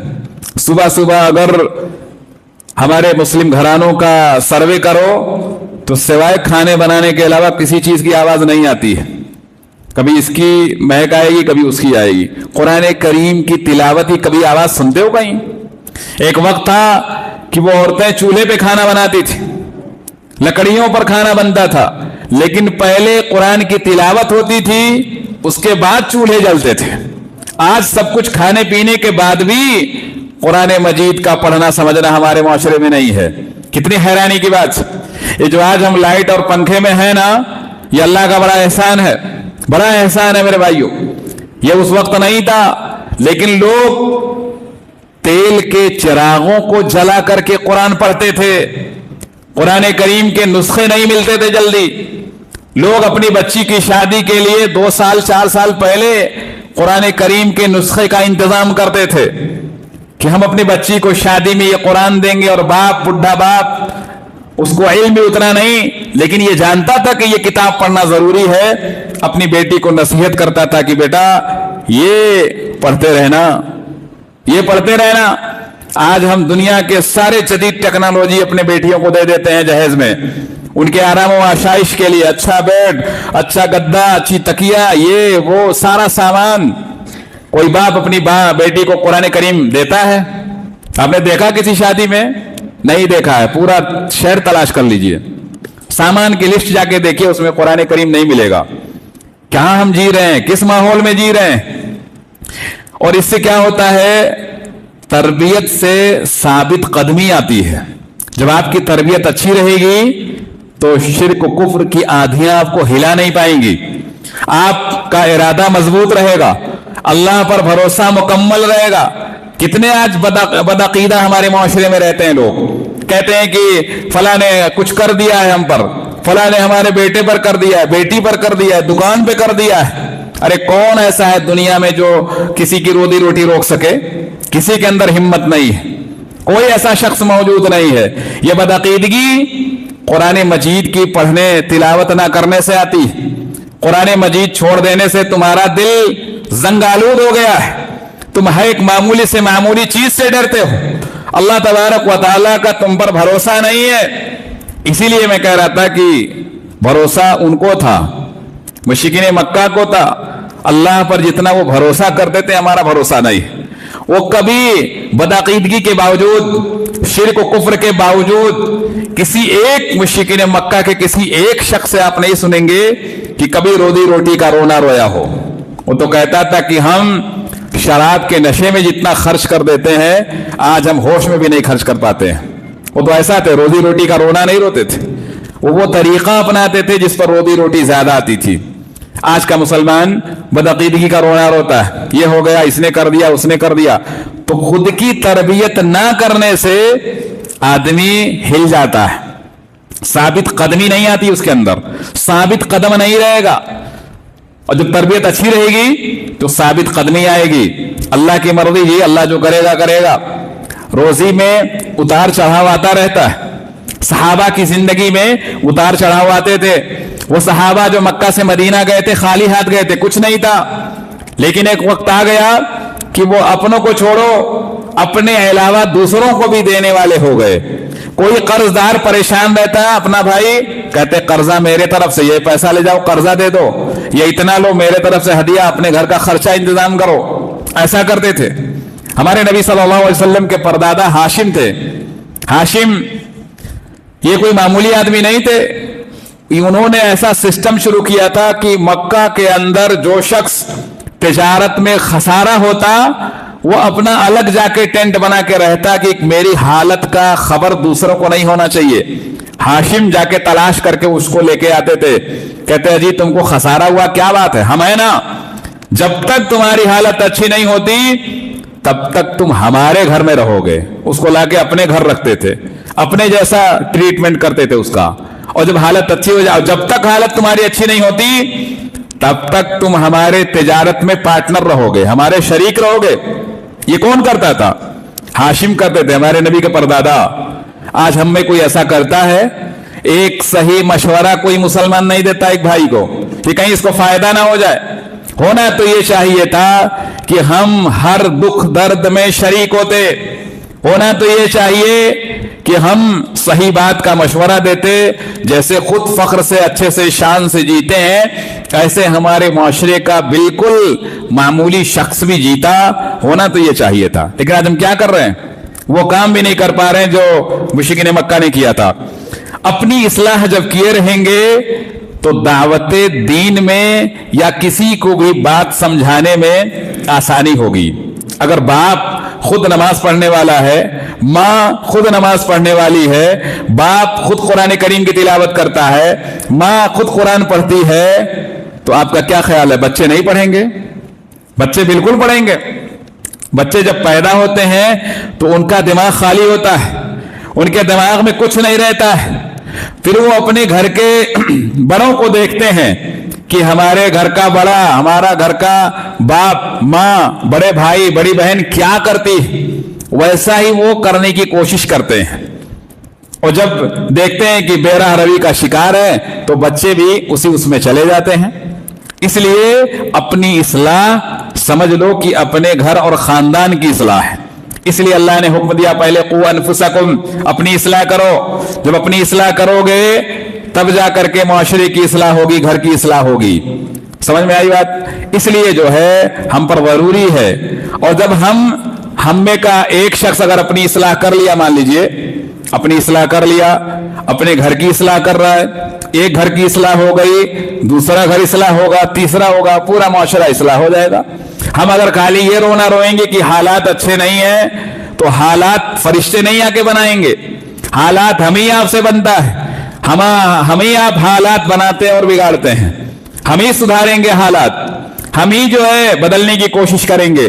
ہمارے نبی صلی اللہ علیہ وسلم نے کیسے حالات، ایسے ماحول میں دین کی دعوت دینا شروع کیا جبکہ تصور ہی نہیں تھا ایک اللہ کا، لیکن نبی ہمت نہیں آ رہے، 1 سال 2 سال 10 سال 5 سال 13 سال تک بتاتے سمجھاتے رہے، آخر ماحول بدل گیا۔ وہی جو کفر و شرک کے پجاری تھے وہ ایک اللہ پر ایسا بھروسہ کرنے والے ہو گئے کہ اللہ نے ان کے ایمان کی شرط ہم آپ کے لیے لگا دیا ہے کہ اگر تمہارا ایمان صحابہ جیسا رہے گا تب تم ایمان والے ہو، ورنہ ایمان والے نہیں ہو، جیسے وہ ایمان لائے ویسے ایمان لاؤ، ایسے ہو گیا۔ اس لیے جب ہم اپنی اصلاح کیے رہیں گے تو کسی کو بھی بتانے سمجھانے میں بھی اچھا لگے گا۔ اب اس کی بے راہ روی کے جو ہمارے معاشرے میں بے راہ روی کا شکار ہے پورا ماحول، پورے لوگ، اس کی وجہ کیا ہے؟ اسباب بھی جان لیتے ہیں، اس لیے کہ اسباب کا جاننا یہ بہت ضروری ہوتا ہے۔ پہلا سبب یہ ہے علم کی کمی ہے۔ علم کیا ہے؟ قرآن و حدیث کا نام علم ہے۔ قرآن کا علم ہونا چاہیے، نبی کے سنت اور سیرت کا علم ہونا چاہیے۔ نبی صلی اللہ علیہ وسلم نے اسی لیے اپنے آخری خطبے میں بڑی اہم اور بڑی اچھی نصیحت کی تھی کہ ترکت فیکم امرین، 2 چیزیں چھوڑے جا رہا ہوں، اگر ان 2 چیزوں کو مضبوطی سے پکڑو گے، پڑھو گے، سمجھو گے، عمل کرو گے تو حالات کیسے بھی ہوں گے، کبھی بھی گمراہ نہیں ہوگے۔ کیا ہے؟ کتاب اللہ مطلب قرآن مجید اور سنت رسول، نبی صلی اللہ علیہ وسلم کی سنت اور سیرت۔ بہت افسوس ہے میرے بھائیوں، بہت افسوس ہے کہ آج ہم دنیا میں اتنا مصروف ہو گئے ہیں کہ قرآن کریم جیسی عظیم کتاب کو پڑھنے اور سمجھنے کا ہمارے پاس ٹائم نہیں ہے۔ اتنا بزی ہو گئے، ہم نے اتنا بزی کر لیا۔ قرآن کریم کوئی معمولی کتاب نہیں ہے، قسمت بدل دینے والی کتاب کا نام قرآن ہے، قسمت بدل جاتی۔ آج ہم جو بے روزگاری کا رونا روتے ہیں، گھروں میں پریشانی کا رونا روتے ہیں، یہ اللہ نے تو پہلے ہی فرما دیا ہے، وَمَنْ أَعْرَضَ عَنْ ذِكْرِي فَإِنَّ لَهُ مَعِيشَةً ضَنْكًا وَنَحْشُرُهُ يَوْمَ الْقِيَامَةِ أَعْمَىٰ۔ قرآن کریم تلاوت نہ کرنے کی 2 سزا ہے۔ قرآن کریم کی تلاوت کا مطلب یہ ہوتا ہے کہ قرآن مجید کو پڑھا جائے، سمجھا جائے، جہاں عذاب کا ذکر ہو اللہ کی پناہ مانگا جائے، جہاں جنت کا ذکر ہو اس کا مطالبہ کیا جائے، اس کا مطلب ہوتا ہے تلاوت۔ خالی ایسے پڑھنے سے نہیں ہوتا، ہم وہ بھی نہیں کر رہے۔ تو اللہ نے 2 سزا کا اعلان کیا ہے۔ جو شخص بھی میرے اس قرآن کریم کی تلاوت کو چھوڑ دے گا، پڑھنا سمجھنا سکھانا سمجھانا بتانا چھوڑ دے گا، اس کی دو سزا ہے۔ ایک سزا دنیا میں ملے گی جس کے ہم سب شکار ہیں، دوسری سزا مرنے کے بعد ملے گی۔ دنیا میں سزا کیا ملے گی؟ اللہ معیشت تنگ کر دے گا۔ معیشت تنگ کا مطلب کیا ہوتا ہے؟ گھر کے جتنے بھی افراد ہیں سب کماؤ، ڈے نائٹ کرو، چاہے جتنا بھاڑا آنے دو، جو بھی آ رہا ہے آنے دو، خوشحالی نہیں رہے گی۔ ہر آدمی رونا روئے گا۔ یاد کرو اپنے باپ دادا پردادا کی زندگی کو، چھوٹے سے گھر میں رہتے تھے، معمولی انکم ہوتی تھی اور اس میں وہ بڑے خوشحال ہوتے تھے کہ نہیں ہوتے تھے؟ وہ کبھی اتنا رونا روئے تھے؟ اگر اپنے خاندان میں، اپنے گھر میں، اپنے محلے میں کوئی بڈھا شخص ہو، اس سے اس کی کہانی پوچھو، تم کیسے جیتے تھے، کیسے رہتے تھے، بتائے گا کیسے ہم رہتے تھے۔ آج ساری چیزیں ہونے کے باوجود بھی آج ہم پریشان ہیں۔ یہ کیا ہے؟ یہ اللہ نے ہماری معیشت کو تنگ کر دیا ہے۔ معیشت تنگ رہے گی، کب تک رہے گی؟ جب تک ہم قرآن کریم کی طرف لوٹ کر کے نہیں آئیں گے۔ اور دوسری سزا مرنے کے بعد ملے گی کہ اللہ ہمیں اندھا بنائے گا، اندھا اٹھائے گا۔ بندہ کہے گا اللہ یہ میں تو اندھا نہیں تھا دنیا میں۔ کہا تو اندھا ہی تھا، تیرے گھر میں رکھے ہوئے قرآن کریم تجھے دکھائی نہیں دیتے تھے، مسجدوں میں رکھے ہوئے قرآن کریم تجھے دکھائی نہیں دیتے تھے، تو اندھا ہی تھا، تو اب تو اندھا ہی رہے گا۔ تو اللہ تبارک و تعالیٰ دوسری سزا وہاں دے گا۔ میرے بھائیو، آج اب دیکھیں، آج جیسے دور میں بھی اگر ہم قرآن کریم کے پڑھنے سمجھنے سننے سے غافل ہیں، تو اب کون سا اچھا وقت آئے گا؟ اب کون سی ٹیکنالوجی آئے گی؟ موبائل سب کے پاس ہے کہ نہیں ہے نا؟ سب کے پاس ہے کہ نہیں ہے؟ کس میں قرآن کریم ہے؟ کس بھائی کے موبائل میں قرآن کریم ہے؟ کوئی دکھائے گا؟ ہاں دیکھو، میرے میں 5 قرآن کریم ہیں، یہ اوپر، اور جو اس میں لائبریری ہے اس میں تو 10-12 ہوگی۔ کتنے قرآن کریم ہیں؟ 5 تو اوپر دکھائی دے رہے ہیں، لائبریری میں اور ہوں گے۔ ہم نے اس میں لائبریری بنا رکھا ہے۔ ہمارے موبائل کا استعمال کیا ہے؟ یہ دیکھو لائبریری، 1200 تقریباً کتابیں ہوں گی اس چھوٹی سی موبائل کے اندر۔ کتنی کتابیں ہیں؟ 1200۔ ہم کیا کر رہے ہیں؟ موبائل کا استعمال کتنا صحیح کر رہے ہیں؟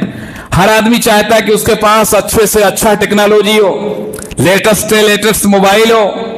ابھی پوچھے بھائی موبائل بنا کب ہے؟ تو شاید ہم علم میں کم ہیں، کوئی بتا سکتا ہے موبائل دنیا میں کب بنا؟ بتاؤ بھائی، موبائل والوں بتاؤ، سب سے مہنگی موبائل والا بندہ بتائے موبائل کب بنا؟ کسی کو نہیں معلوم ہے؟ بتاؤ بھائی، 10ویں 12ویں والے بتاؤ، کون سی کلاس میں پڑھتے ہو؟ کہاں بھائی، نہ دنیا میں آگے ہیں نہ دین میں آگے، کون سے علم میں ہم آگے ہیں؟ موبائل دنیا میں کب بنا؟ پہلا موبائل کب بنا؟ حیرانی کی بات، مسلمان اور وہ بھی لا علم رہے تو بڑی حیرانی کی بات۔ اب سارا کام، ساری ذمہ داری امام لوگوں کی ہو گئی، وہی سب جانے، عوام صرف جو ہے انجوائے کرے گی۔ کسی کو نہیں معلوم موبائل کب بنا؟ 1973 میں بنا موبائل، 1973 میں۔ اپنے انڈیا میں موبائل کب آیا؟ جب وہ نہیں معلوم تو یہ کہاں سے معلوم ہوگا؟ 1995 میں آیا۔ اگر ہم اسی کا صحیح استعمال کر لیتے نا، صرف اسی کا، تو یقیناً ہمارا بچہ حافظ قرآن ہوتا۔ صرف اسی کا، موبائل کا ہی صحیح استعمال کر لیتے۔ اب اس سے زیادہ اچھی اور بہترین ٹیکنالوجی کہاں آئے گی آپ کے پاس؟ کہاں آئے گی؟ کون سی آئے گی؟ اب کون سا وقت آئے گا؟ کس دور کا انتظار کر رہے آپ؟ اب کون سی ٹیکنالوجی آئے گی جو آپ کو قرآن کریم سکھائے گی؟ اور جتنے ہم فضول سوشل میڈیا پہ لگے رہتے ہیں نا، یقین جانیے مسلمانوں، تمہیں جنت کے راستے سے جہنم لے جانے کے لیے سوشل میڈیا ہی کافی ہے۔ فیس بک کون ہے؟ یہ فیس بک کسی کے نانا نے بنایا ہے؟ کہ ماموں نے بنایا ہے؟ کس نے بنایا ہے؟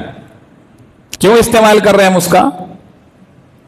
ہمارے آج چوتھی اور پانچویں کے بچے اسنیپ چیٹ اور نہ جانے کیا کیا استعمال کرتے ہیں. میرے بھائیوں بڑی حیرانی کی بات، یہ جو وقت ہم ضائع کر رہے ہیں یہ انتہائی خطرناک. میں ایسے نہیں بولتا، میرا کوئی فیس بک اکاؤنٹ نہیں ہے، کچھ بھی نہیں ہے. واٹس ایپ ایک مجبوری ہے، ہم اسے یوز کر رہے ہیں، وہ ہمیں یوز نہیں کر رہا ہے. ایسا استعمال کرنا. اپنے اپنے بچوں کی خبر لو کیا کیا بنا کے رکھے وہ. اسی کا اگر ہم صحیح استعمال کر لیتے تو آج ہم دین دنیا دونوں کی جانکاری ہمارے پاس ہوتی. تو قرآن کریم کا علم ہونا ضروری ہے. گھر کے ذمہ دار پر ضروری ہے کہ کم کھانا کھائیے، کم کپڑا پہنیے، سستا پہنیے. بچوں کو قرآن کریم سکھا دیجئے، نبی کی سیرت پڑھا دیجئے. قرآن کریم اور نبی کی سیرت تمہیں تمہارے بچوں کو تم سے زیادہ بہتر جینے اور دنیا میں زندگی گزارنے کا سلیقہ سکھا دے گا. کہتے ہیں اپنے بچوں کو قرآن سکھاؤ، قرآن تمہارے بچوں کو جینے کا سلیقہ سکھا دے گا. تمہاری باتیں سمجھ میں نہیں آئیں گی اس کو. قرآن کریم سکھاؤ، قرآن کریم بچوں کے اندر ایسی کوالٹی پیدا کر دے گا. اور یہ صحیح ہے، یہ سچ ہے کہ قرآن کریم سے جڑا ہوا شخص ایسی باتیں بولے گا کہ اس سے عمر میں بڑے بڑے لوگوں کے دماغ میں بھی وہ باتیں نہیں آئیں گی. یہ قرآن کریم کی حکمت ہے. قرآن کریم جو ہے ایسی صلاحیت پیدا کر دیتا ہے. اس لیے قرآن کریم اور نبی صلی اللہ علیہ وسلم کی سیرت پر جو ہے نا ایک کوشش کریے، مہم چلائیے کہ ہمارے گھر کا کوئی بھی بچہ، بڈھا، مرد، عورت، سب سیرت کے ہی چرچے ہوں گے. کھانے کا چرچا چھوڑیے، کھانے سے زیادہ سیرت کا چرچا کریے. کھانا اچھا بنا کہ نہیں بنا جانے دیجئے. اللہ تعالیٰ کھانا نہیں پوچھے گا. قبر میں جب بندہ جاتا ہے تو فرشتہ نہیں پوچھتا کیا کھا کے آیا تھا بھائی تو ابھی آخری کھانا کیا تھا کہ تیرا، نہیں پوچھے گا. دین کیا ہے، رب کون ہے، وہ نبی کون ہے، کیسے ان کے بارے میں پتا چلا تمہیں. تو یہ لازم پکڑیے، مہم چلائیے. مساجد کے جو امام ہوتے ہیں وہ قابل قدر ہوتے ہیں، ان سے دوستی کریے، ان سے ملیے، ان سے پوچھیے، ان کو اپنا خیرخواہ سمجھیے، ان کو اپنا ہمدرد سمجھیے، ان سے سیکھیے. محبت میں ایک اگر آیت بتا دیے وہ ایسے ایسے اگر آپ نے کتنی آیتیں سیکھ لیا تو کتنا اچھا ہو جائے گا. لیکن پوچھو کسی امام سے، سال بھر میں کوئی ایک بندہ نہیں پوچھتا ان سے کہ امام صاحب بتائیے یہ فلاں آیت کون سی ہے، میرے کو سمجھ میں نہیں آتی، کہاں ہے. کوئی پوچھتا ہے؟ نہیں پوچھتا. ہم فرصت ہی نہیں ہے. دنیا میں اگر ہم ہمیشہ رہتے تب کیا کرتے؟ یہ تو کوئی گارنٹی وارنٹی نہیں ہے. اس دنیا سے اس دنیا کا فاصلہ صرف ایک سانس ہے. چل رہی ہے تو ادھر ہے، بند ہو گئی تو ادھر. یہی ہماری زندگی کی حقیقت ہے. اسی کے لیے ہم کتنا پریشان ہوتے جا رہے ہیں. سانس بند ہو گئی، بات ختم. آدمی ادھر کا ادھر ہو گیا، ادھر کا ادھر. کتنا حیرانی کی بات کہ ہم اس زوال پذیر دنیا کے لیے اتنی محنت کرتے ہیں. اگر دنیا ہمیشہ ہمیشہ رہتی تو کیا حالت ہوگی، کیا ہوتا پھر ہم تو نماز بھی بھول جاتے، پھر ہمارا صرف جنازہ ہی پڑھا جاتا، باقی کچھ نہیں ہوتا. کتنے ایسے بد نصیب آج بھی ہیں. تو اس لیے علم کی کمی ہے جس کی وجہ سے ہم اپنی اصلاح نہیں کر پاتے. دوسری وجہ دنیا سے لگاؤ، دنیا سے لگاؤ. حد درجہ پیدا ہونے والے بچے کی فکر دنیا. ہمارا چھوٹا بچہ، اس کی فکر دنیا. لوگ بچیوں کو بھی اس لیے تعلیم دیتے ہیں کہ وہ اپنے پیروں پر کھڑی رہے. بتائیے، یعنی آپ نے پہلے ہی مان کے رکھا ہے کہ اس کا رشتہ بگڑے گا، اس کا رشتہ بگڑے گا، تمہاری نیت اچھی نہیں ہے تو اللہ تعالیٰ ویسے کر ہی رہا ہے. آج آپ دیکھو نکاح کے جو ہوتا ہے وہ کم، طلاق خلا کے زیادہ ہوتے جا رہے ہیں پیپر. کیوں ہوتے جا رہے ہیں؟ کہ تمہاری نیت اچھی نہیں ہے. تم نے پہلے ہی دین چھوڑ کر کے دنیاوی تعلیم اس لیے بچی کو سکھایا کہ بچی اپنے پیروں پر کھڑی رہے. ارے دنیا بنانے والے سے اس کا تعلق مضبوط کرو، دنیا اس کے قدموں میں ہوگی. تمہاری نیت ہی اچھی نہیں ہے تو معاملات کیسے اچھے ہوں گے؟ اسے یہ تعلیم دو کہ کم سے کم میں بھی جینا وہ سیکھ لے. آج مسلمان روزی روٹی کے لیے پریشان نہیں ہے، اپنی زائد ضرورتوں کی وجہ سے پریشان ہے. جتنے گھر میں لوگ ہیں سب کو موبائل چاہیے، اچھے سے اچھا چاہیے. جتنے گھر میں لوگ ہیں سب کو ہر شادی میں الگ کپڑا چاہیے، جبکہ شادی میں کپڑے کی ضرورت ہی نہیں. یہاں تک کہ جس شخص کی شادی ہو رہی ہے، ہمارے نبی صلی اللہ علیہ وسلم کی جب شادی تھی تو ہمارے نبی نے نیا کپڑا نہیں پہنا تھا. ایک کسی کو معلوم نہیں ہوگا, نیا کپڑا نہیں پہنا تھا. یہاں تک کہ مشرکین بھی شادی ویسی نہیں کرتے تھے جیسے ہمارے یہاں ہو رہی ہے, وہ بھی ایسے ہی کر لیتے تھے, ایسے بیٹھے بیٹھے ہو جاتا تھا. آج ہم کیا کر رہے ہیں, ہر شادی میں نیا کپڑا, ہر فنکشن میں نیا کپڑا, الگ دکھنا ہم کو. کیا ہے یہ سب فضولیات میں جو ہم پھنسے ہوئے ہیں. آج ہم حلال و حرام کی تمیز اسی لیے بھول گئے ہیں. بس یہی دور ہے, اس دور کے انسانوں کی تیری دیوار سے اونچی میری دیوار رہے, اسی میں ہم لگے ہوئے ہیں. اور ایک اور وجہ مربیوں کی کمی ہے. مربی جو لوگوں کو سکھاتے ہیں, سمجھاتے ہیں. آج ہمارے دعوت دین کا جو سسٹم ہے وہ یقیناً اچھا نہیں ہے. صحیح بات یہی ہے. آج جو علماء ہیں, جو دعات ہیں, ان کو بھی عوام کی ایسی فکر نہیں ہے جیسے نبی کو ہوا کرتی. ان کے پاس ٹائم نہیں ہے, بیچارے اتنا بزی رہتے ہیں. اتنی بڑی حکومت ان کی ہے, پتہ نہیں شاید جناتوں پر بھی ان کی حکومت ہو تو معلوم نہیں. اتنے بزی رہتے ہیں, ان کو بتانے سمجھانے کی فکر نہیں. تو یہ بھی ایک بڑی وجہ ہے اور ایک سچی حقیقت ہے. اس کو کوئی جلدی بولتا نہیں ہے, اس لیے کہ بولے گا تو اس کے پروگرام نہیں ہوں گے نا, پھر تو دنیا بیچارے کے پاس نہیں رہے گی. حق بولنے والے, سچ بولنے والے, سچائی کا سامنا کرنے والے علماء دعات کی بڑی کمی ہے, بڑی کوتاہی ہے. جب آدمی اللہ پر بھروسہ کر لیتا ہے تب وہ کسی بھی چیز سے نہیں ڈرتا ہے. پروگرام ہوگا نہیں ہوگا یہ اللہ کی مرضی ہے. ان کی بھی بڑی کمی ہے, بڑی کوتاہی ہے. آج ہمارے پاس کوئی ایسا سینٹر ہے کہ جہاں جا کر کے کوئی آدمی کوئی چیز پوچھ سکتا ہے, سمجھ سکتا ہے؟ کسی کو پاس ٹائم نہیں ہے. جب عوام دنیا داری میں اتر جاتی ہے تو علماء بھی کہاں پیچھے رہیں گے, ان کو بھی دنیا دار ہونا ہے. تو یہ بھی بڑی ایک وجہ ہے. اللہ ہم سب کی حفاظت فرمائے, خاص طور سے ان کی حفاظت فرمائے جو علماء کے لباس میں دنیا چھاپ رہے ہیں. دنیا کی فکر ان کے دل میں گھس گئی ہے اور کہتے ہیں کہ ہم دین کا کام کر رہے ہیں. دین کا کام کر رہے ہو تو نبی کے فرمان کے وصولوں پر رہو, نبی کے طریقوں پر رہو. اللہ نے قرآن کریم میں 25 انبیاء کا جو ذکر کیا ہے پڑھو. ان کے بارے میں وہ کیا کہتے تھے؟ اجرت اللہ سے لیتے تھے, اللہ کی رضا کے لیے کرتے تھے. تم ساری اجرت دنیا میں ہی لے رہے ہو. اور میرے بھائیو ایک بڑی اہم بات جو ذمہ داروں کے لیے, میں یہ عنوان نہیں تھا لیکن پھر بھی بول دیتا ہوں, اصل امام, اصل داعی, دین کی طرف دعوت دینے والا وہی شخص بہتر ہوتا ہے جو 5 وقت کی نماز پڑھاتا ہو. جو شخص, ابھی دیکھیں یہ جتنے بھی ایسے لوگ ہیں نہ تو یہ 5 وقت کی نماز پڑھاتے ہیں. جو کام ہمارے نبی زندگی بھر کرتے تھے وہ ہمارا یہ دعات کا طبقہ نہیں کرتا ہے. ہمارے نبی نماز پڑھاتے تھے کہ نہیں پڑھاتے تھے؟ زندگی بھر پڑھایا کہ نہیں پڑھایا؟ آج کون پڑھاتا ہے؟ اسی طریقے سے جو شخص بھی جس کو آپ دعوت کے لیے بلا رہے ہو, ہم کو کسی کی چاپلوسی کی ضرورت نہیں ہے. جو ذمہ دار ہے اس کو اللہ کی رضا کے لیے کام کرنا چاہیے. وہ شخص صبح فجر کی نماز پڑھ کر کے قرآن کریم کی درس دیتا ہے کہ نہیں دیتا ہے؟ نہیں دیتا ہے تو اس کو بلانے کی ضرورت نہیں ہے, اس لیے کہ اس کا دل عوام کے لیے مخلص کبھی بھی نہیں ہوگا, کبھی بھی نہیں ہوگا, اس لیے کہ وہ کام نہیں کر رہا ہے جو نبی کرتے تھے. اسی طریقے سے میرے بڑی اہم بات ہے, یہ بڑی اہم بات ہے, نبی صلی اللہ علیہ وسلم نے پوری زندگی جمعہ کی نماز پڑھائی ہے. جمعہ کی نماز. اب جو بھی یہ دعوت دین دینے والے جو بھی ہیں نا, جن کے ویوز بہت زیادہ ہوتے ہیں, یہ جمعہ نہیں پڑھاتے ہیں, اسے فائدہ نہیں ہے ان کو. وہ خالی شام کا, سنڈے کا ہی درس اٹینڈ کریں گے, اس میں پیسہ زیادہ ہے, فائدہ زیادہ ہے. جو کام ہمارے نبی زیادہ کرتے تھے, اگر آج یہ دعات کا طبقہ نہیں کرے گا تو ان کی دعوت کا اثر کیسے ہوگا؟ تو ذمہ داروں پر ضروری ہے کہ ایسے لوگوں کو بلائے, کہیں کا بھی رہنے والا ہو, قریے کا رہنے والا ہو.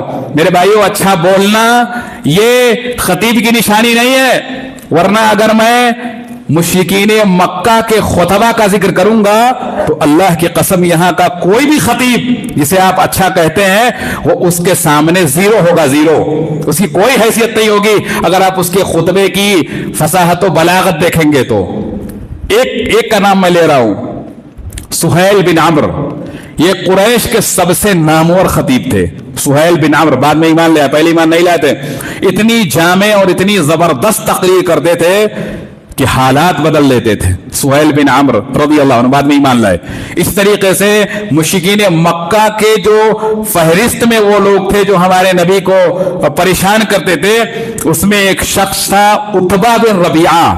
उतबा बिन रबिया ने गज़वे बद्र के मौके पर ऐसी जामे और ऐसी फसाहत व बलागत के अंदाज में तकरीर किया था कि उसकी तकरीर को नबी ने पसंद किया था और कहा कि खैर और भलाई इसी शख्स में है, अगर इसकी बात ये लोग मान लेते तो शायद ये गज़वे बद्र नहीं होता।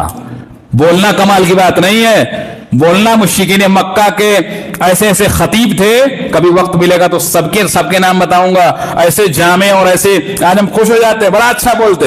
अरे अमल देखो, जब तक उस बोलने वाले शख्स का अमल अच्छा नहीं है उसके बोलने का असर जरा भी नहीं होगा, जरा भी नहीं होगा। इसलिए हम पर जरूरी है कि हम तहकीक करें कौन सा बंदा कैसा करता है क्या नहीं करता है।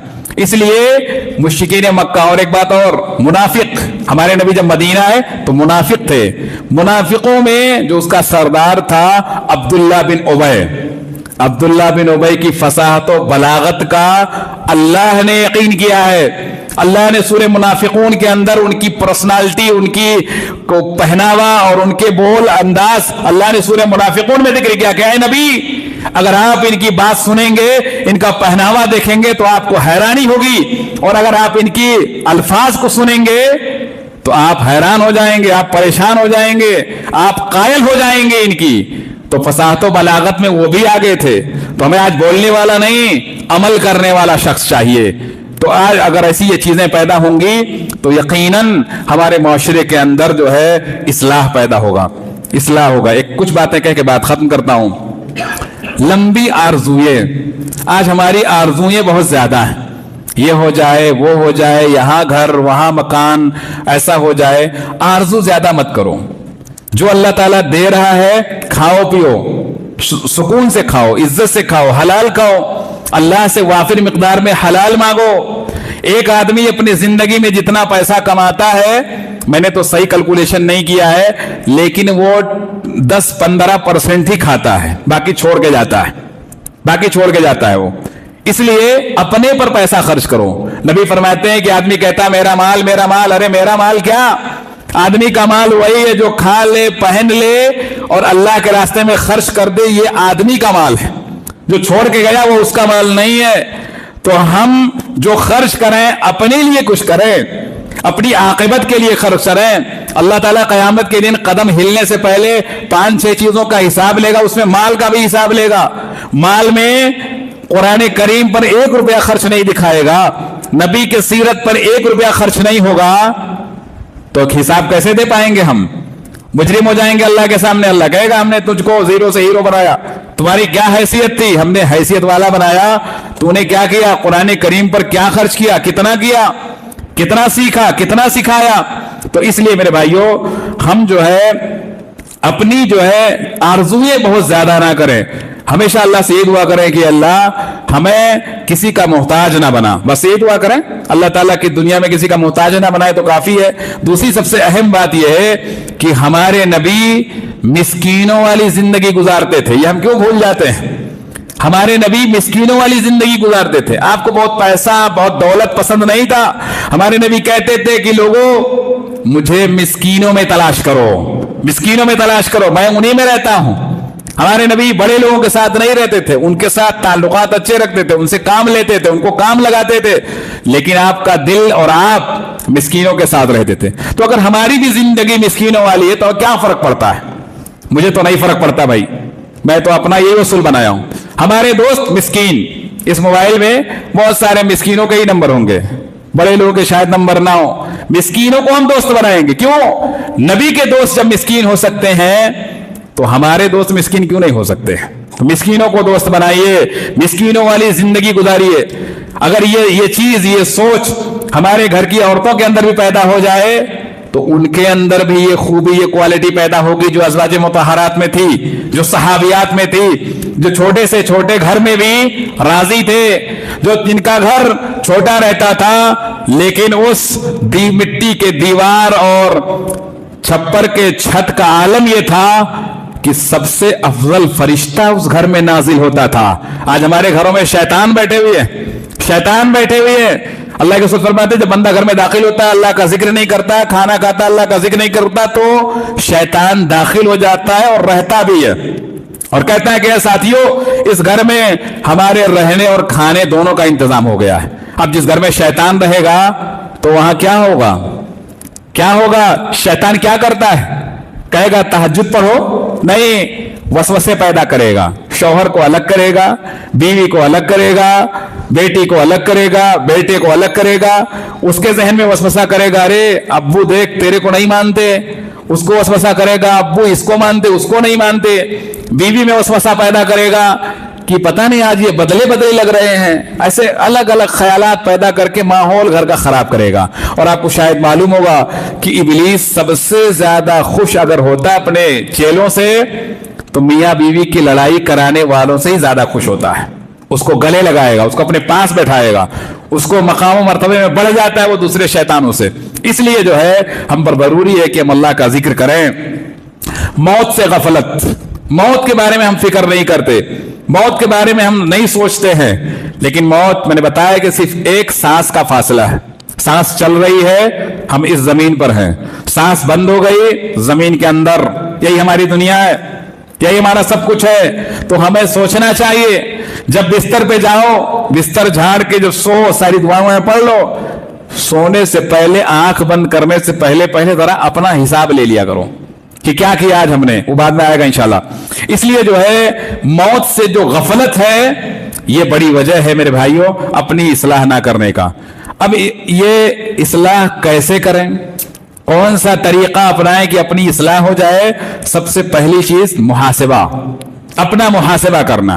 وہی بتا رہا تھا بستر پہ جاؤ تو سوچو ذرا، بیوی کو بھی بولو ذرا سوچ تو نے آج 24 گھنٹے میں کون سا ایسا اچھا عمل کیا جس سے اللہ خوش ہو جائے، جس سے اللہ راضی ہو جائے. تو صرف لڑائی اور کھانے کے علاوہ کچھ نہیں شاید آئے گا. ہمارے نوجوان آج تجارت میں کامیاب کیوں نہیں ہیں؟ کتنا سجدے میں سر جھکا کے اللہ سے مانگتے ہیں. ہماری بچیاں یا بچے جو تعلیمی میدان میں ہیں کتنا اللہ سے دعائیں کرتے ہیں. ارے دعائیں تقدیر بدل دیتی ہیں اور تم دعا کرتے نہیں ہو. اللہ تبارک و تعالیٰ تمہارے حالات کیسے بدلیں گے، کیسے بدلیں گے؟ ہمارے نبی صلی اللہ علیہ وسلم اور صحابہ کا تعلق دعاؤں سے بہت زیادہ تھا.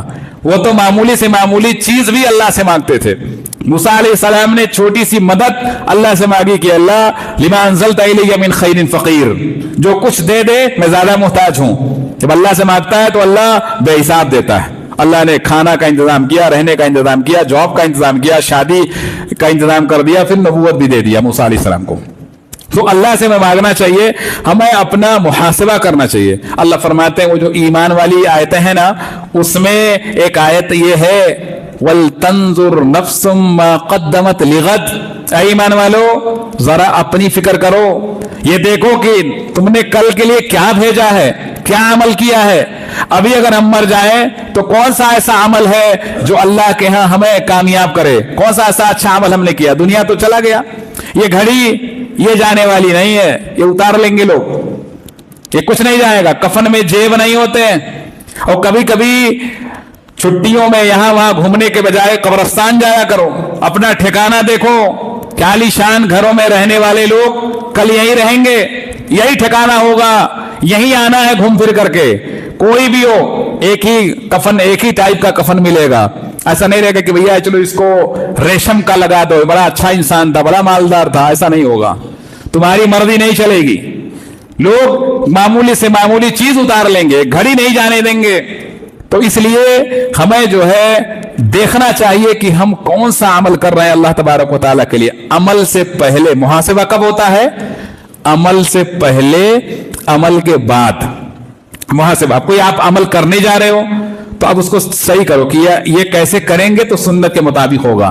کام ہو گیا وہ بھی دیکھنا کہ اب سنت کے حساب سے ہوا کہ نہیں ہوا. اسی طریقے سے وقت کا محاسبہ. وقت بڑا قیمتی ہے. ہر آدمی کا کاؤنٹ ڈاؤن چالو ہے. جب بچہ اپنی ماں کے پیٹ میں 120 دن مکمل کر لیتا ہے تو اسی وقت فرشتہ روح ڈال دیتا ہے اور یہ لکھ دیتا ہے کہ یہ دنیا میں کب تک زندہ رہے گا. بچہ پیدا ہو گیا، اس کا کاؤنٹ ڈاؤن چالو. ایک دن ہو گیا، ایک دن اس کے زندگی کا کم ہو گیا. ایک سال کم ہو گیا. 10 سال کم ہو گیا. ہم اور آپ جیسے جیسے وقت بڑھتا جا رہا ہے اپنے موت کے قریب ہوتے جا رہے ہیں. کاؤنٹ ڈاؤن سمجھتے ہیں نا کہ نہیں سمجھتے؟ 10, 9, 8, 7, इसको काउंट डाउन बोलते हैं। तो काउंट डाउन सबका चालू है, इसलिए जो है हमें जो है वक्त का सही इस्तेमाल करना चाहिए। जो भी, अब देखिए वक्त की बात है, अल्लाह ने हमारी मौत और जिंदगी इसीलिए बनाई है कि ताकि आजमाए हम में बेहतर कौन शख्स है। इससे पहले, हमसे पहले जो उम्मतें थी, अल्लाह ने उन्हें बड़ी लंबी उम्रें दी थी, बड़ी लंबी लंबी उम्र दिया था। हमें इस उम्मत को, हमारे नबी के उम्मत को, यानी हम सबको उम्र कम मिली है, एज कम है। 60 के ऊपर जो है वो बोनस समझे, उसे अल्लाह का दिन में 10-20 बार ऐसे ही शुक्रिया अदा करना चाहिए कि अल्लाह तेरा बड़ा बड़ा एहसान है कि हम बोनस में चल रहे हैं। लेकिन पता चलता है कि वो सबसे ज्यादा खुराफात वही करते हैं, 60+ लोग ज्यादा खुराफात करते हैं। उन्हें तो अल्लाह का शुक्र अदा करना चाहिए कि अल्लाह हम बिल्कुल बोनस में चल रहे हैं, तेरा फजल चल रहा है हम पर। अल्लाह का ज्यादा से ज्यादा शुक्रिया अदा करें, ज्यादा से ज्यादा इबादत करें, दुनिया में बिल्कुल तर्क करने की कोशिश करें। ज्यादा से ज्यादा होना तो ये चाहिए। हर शख्स का जो है ना काउंट डाउन चालू। मैं बता रहा था कि पिछली उम्मतों की एज ज्यादा होती थी, इस उम्मत की कम है, लेकिन अल्लाह ताला ने इस उम्मत को ऐसे ऐसे मौके दिए हैं ना कि यकीनन अगर हम उस पर अमल कर लें तो सवाब में उनसे भी आगे निकल जाएंगे, उनसे आगे निकल जाएंगे। जुमा का दिन है, देखिए जुमा का दिन अगर जो शख्स पहले आ जाए उसको 1 ऊंट का सवाब मिलता है। ऊंट का कुर्बानी बहुत मुश्किल से कर पाते लोग। अब आप सोचिए कि एक साल में तकरीबन 50 से ज्यादा जुमा होते हैं, 50 से ज्यादा जुमा होते हैं एक साल में। अब अगर आदमी हफ्ते में एक दिन पाबंदी कर ले कि भाई जुमा के दिन वैसे भी कारोबार करना जायज नहीं है, मतलब जुमा का वक्त जब शुरू होने लगे तो अल्लाह ताला ने कारोबार बंद करने का हुक्म दिया है। वदरुल बई छोड़ दो, खरीदो फरोख्त बंद, अब आ जाओ नमाज के लिए। तो अब जो है आ जाए तो एक साल में 50 ऊंट की कुर्बानी उसे मिल जाएगी। अब जिंदगी कितनी मिली है? 50 साल, 10 साल छोड़ दीजिए शुरू का, 50 साल अगर वो सिर्फ जुमा के नमाज की पाबंदी कर ले, वैसे भी जाना है, और ये इरादा कर ले कि हम दावत में बाद में जाएंगे, पहले नहीं पहुंचेंगे, जुमा में पहले पहुंचेंगे। जरा चेंज करिए अपने माइंड को। लोग खाने में जल्दी पहुंच जाते हैं, वहां मत जाइए, देर में जाइए, मुश्किल नहीं है, जुमा में पहले आ जाइए। अगर आप 50 साल ऐसे ही अमल कर लें, आना जुमा पढ़ना वैसे ही आना है, थोड़ा पहले जाइए, शेड्यूल बना लीजिए, तो आपको कितनी कुर्बानी का सवाब मिल जाएगा कैलकुलेशन कर लीजिए। ये एक अमल हो गया। दूसरा, हर साल रमजान आता है, रमजान आता है ना, लैलतुल कद्र का सवाब कितना है? 1000 महीनों की इबादत से बेहतर है, 1000 महीनों की इबादत से बेहतर है। अब अगर 5 रातें जागनी है, 5 रातों को अच्छे से इबादत करके अगर आप उसको हासिल कर लीजिए तो एक आदमी अगर मान लीजिए कम से कम 40 साल सख्ती से अमल कर ले, 5 रातें जो नबी करते थे, करना जरूरी है, नबी तो करते थे, हम भी करेंगे। तो अब बताइए कि 40 साल अगर एक हजार महीनों के बाद 40,000 की इबादत, बताओ कैलकुलेशन करो कितना हो जाएगा, कितना हो जाएगा। ये तो अभी बताएंगे और सारी चीजें निकालेंगे, वक्त ज्यादा हो जाएगा। हर यौम आरफा का रोजा है, या और जो रोजे हैं 10 मुहर्रम का, यौम आशूरा का रोजा, 1 साल पहले 1 साल बाद का, 2-2 साल, कहीं 1 साल कहीं 2 साल का गुनाह जो माफ होता है, अगर 40 साल कंटिन्यू रख लिए फिर बचेगा क्या? इधर गुनाह माफ हो गए, उधर सवाब चल रहे, क्या चाहिए आपको फिर? और क्या चाहिए आपको? कितना चाहिए? सवाब इतना हो जाएगा कि उसका पलड़ा ना ऐसे ऊपर रहेगा बिल्कुल गुनाह का, और सवाब का बिल्कुल नीचे रहेगा। लेकिन हम कहां करते हैं अमल? कभी गौर ही नहीं करते। इसीलिए वक्त का सही इस्तेमाल जरूरी है, सही इस्तेमाल जरूरी है। 15 दिन में, 10 दिन में, 1 महीने में आदमी की छुट्टी होती है कि नहीं होती है? छुट्टी होती है। एक दिन इरादा कर लीजिए कि आज रात में मैं इंशाल्लाह तहज्जुद पढ़ूंगा। 15 दिन में पढ़िए एक बार, 1 महीने में 1 बार पढ़िए, मुश्किल नहीं है, पढ़िए। अब उठ जाइए 4 बजे, वजू करिए, थोड़ा सा तिलावत करिए और तहज्जुद की नमाज पढ़िए, अल्लाह से मांग लीजिए जो मांगना है, ये बोनस में रहेगा। महीने में 1 बार पढ़ लीजिए, 12 महीने में 12 तहज्जुद ऐसी जामे पढ़िए कि आप पढ़ें यहां और उसका असर अर्श पर सीधा, अर्श पे हो, अल्लाह ताला आप जो मांगे अल्लाह कबूल कर ले। और वैसे वो टाइम पे अल्लाह ताला बांटने के लिए आसमानी दुनिया पर आ जाते हैं, वहां तक भी पहुंचाने की जरूरत नहीं है। तो ऐसा अगर कर लीजिए तो कितना हो जाएगा, बेहिसाब हो जाएगा। आपका नेकियों का पलड़ा जो है ना इंशाल्लाह बहुत भारी रहेगा। तो अल्लाह ने उम्र तो हमें कम दी है, लेकिन मौके ऐसे दिए हैं ना कि जो यकीनन हम बहुत ज्यादा खैर भलाई हासिल कर सकते हैं, खैर भलाई हासिल कर सकते हैं। और बहुत सारी बातें इंशाल्लाह तो आप खुद समझ सकते हैं, समझने की कोशिश करिए। तो वक्त का सही इस्तेमाल करना बहुत जरूरी है। आज हमारे नौजवान क्या करते हैं, व्हाट्सएप फेसबुक पे लगे रहते हैं, रातों को 2-2 बजे जागते रहते हैं। बताइए क्या है ये? जिस नबी ने ईशा के बाद बात करने से मना किया हो, उसकी कौम अगर 12-12 बजे के बाद 2-2 बजे तक 3-3 बजे तक जागती हो तो यकीनन मुझे कहना पड़ेगा कि अल्लाह गफूरुर रहीम है, अल्लाह अरहमुर राहिमीन है। वरना हमारे घरों पर बिजलियां गिर जाना चाहिए, जैसे हमारी हालत है। हम 2 बजे तक जागते हैं, 4 बजे नहीं उठ पाते हैं, फजर की नमाज नहीं पढ़ पाते हैं, जबकि मुनाफिक भी बाजमात नमाज पढ़ते थे। तो अब बताइए कि अगर हम ऐसे ही जी रहे हैं, खा रहे हैं, तो अल्लाह का बड़ा एहसान है कि नहीं है? अल्लाह गफूरुर रहीम वाकई जो हमें माफ कर दे रहा है। इसलिए मेरे भाइयों, वक्त का सही इस्तेमाल करना चाहिए।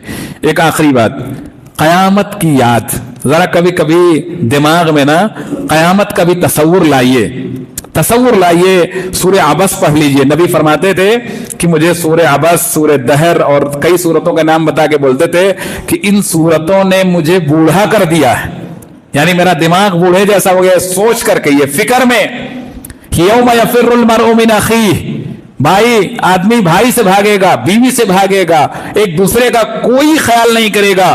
लिकुल्लि इम्रिइम मिनहुम यौमइज़िन शानुन युगनी, हर आदमी अपने नफ्सी नफ्सी के आलम में होगा। तो जरा उसका तसव्वुर लाइए, उस वक्त क्या काम करेगा, यही आमाल काम आएंगे।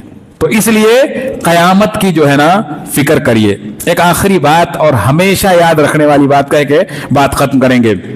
मेरे भाइयों, हर आदमी पर जरूरी है कि वो नबी सल्लल्लाहु अलैहि वसल्लम और सहाबा के जिंदगी को उसवा और नमूना बनाइए। जो हो गया सो हो गया, अब एक नई शुरुआत करिए। जिस शख्स को भी नबी सल्लल्लाहु अलैहि वसल्लम की सीरत का नोट्स उर्दू में, रोमन इंग्लिश में या किसी में भी चाहिए, मैं देता हूं, मैं भेजता हूं उसको, लेकिन सीखे।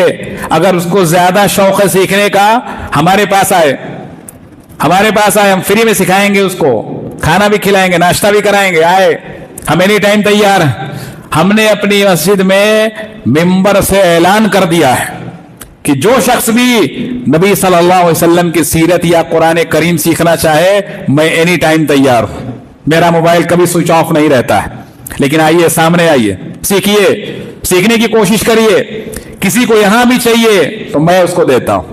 क्या चाहिए? अगर आपको सिर्फ ऐसे ही, मैं दर्स के लिए आने की कोशिश नहीं करता, अगर आप ऐसे ही बुलाएंगे 10 लोग कि आइए हमको सीरत पे बहस करनी है, बातें करनी है, मैं इंशाल्लाह जरूर आ जाऊंगा, जरूर आ जाऊंगा। मुश्किल नहीं, खाना भी नहीं चाहिए मुझे, खाने की भी फिक्र नहीं है। लेकिन आप सीखिए, हमारा मुआशरा सीखने वाला होना चाहिए।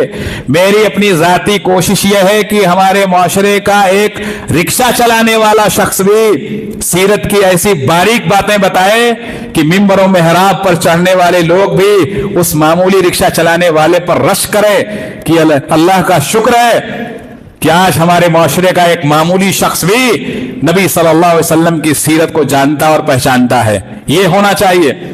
हमारे मुआशरे के अंदर इतनी जो है इल्म और अमल का इतना ज्यादा क्रेज लोगों में होना चाहिए कि हमारा राह चलता बच्चा भी कोई मिसाल दे तो नबी की सीरत की मिसाल दे, कोई बात करे तो नबी की सीरत की बात करे, कोई बात करे तो कुरान करीम से बात करे, कुरान करीम की कौन सी आयत है फौरन जवाब दे।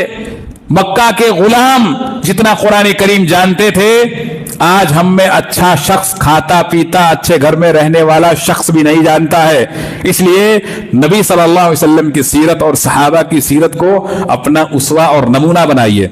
डेली मुताला करिए, पढ़िए, थोड़ा थोड़ा समझने की कोशिश करिए, सुनने की कोशिश करिए। एक माहौल बनाइए घरों के अंदर। और एक बात तय कर लीजिए घर के जिम्मेदार कि हमारे घर में कोई ऐसा शख्स नहीं रहेगा जो नबी सल्लल्लाहु अलैहि वसल्लम की सीरत ना जानता हो, ना जानता हो।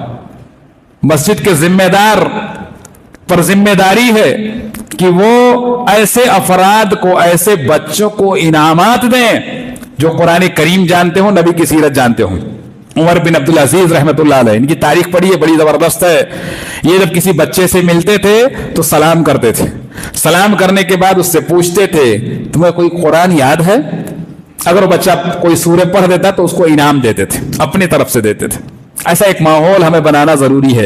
एक आखिरी बात मेरे भाइयों, हम सबको नबी का एक ये फरमान हमेशा याद रखना चाहिए। अल्लाह के रसूल फरमाते हैं यत्बउल मय्यत सलास, कि मैयत के पीछे जब इंसान मर जाता, मरना सबको कोई बचेगा नहीं, तीन चीजें जाती हैं।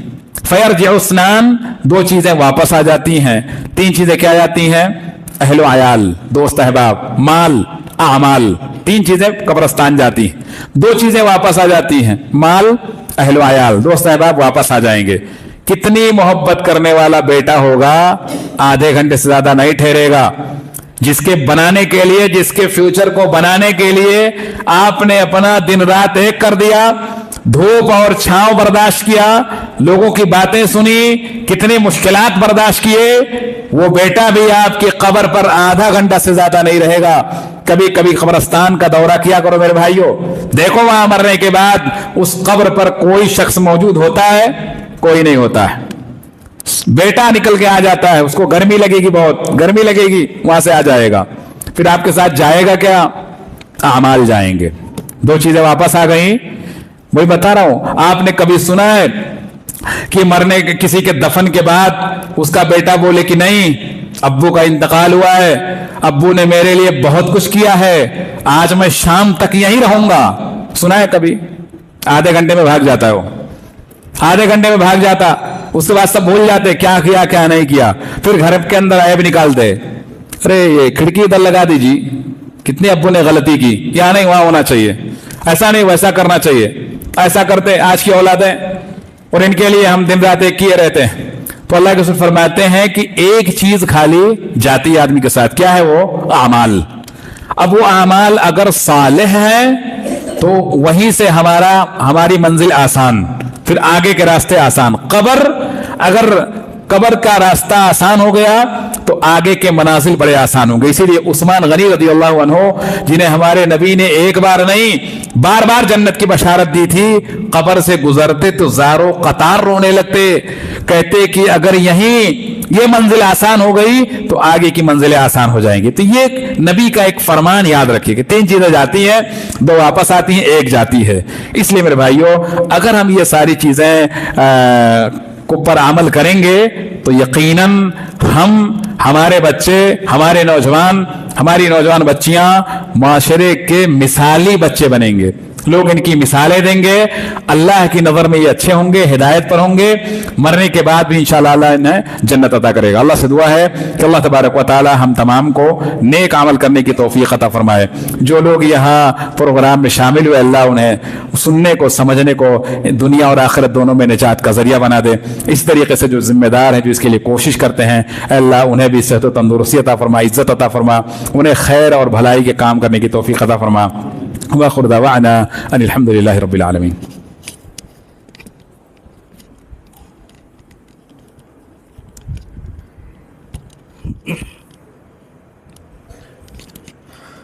जज़ाकल्लाहु खैरन व बारक फीकुम। शेख मोहतरम ने बड़े ही मुदल्लल अंदाज से अपने मौजू की वजाहत फरमाई। हम दुआगो हैं कि अल्लाह आलमीन शेख मोहतरम के उम्र में और उनके इल्म में बरकत अता फरमाए, और इसी तरीके से जो बातें बयान हुई हैं, अल्लाह तबारक व तआला हम सब को तौफीक इनायत फरमाए कमा हक़ हो इस पर अमल करने की। और इसी तरह आखिर में अब मैं शहरी अमीर जमीयत अहले हदीस निज़ामाबाद आली जनाब मोहम्मद इलियास ख़ान साहब को मदऊ करना चाहूँगा कि आप आएँ और खुतबा सदारत पेश फरमाएँ।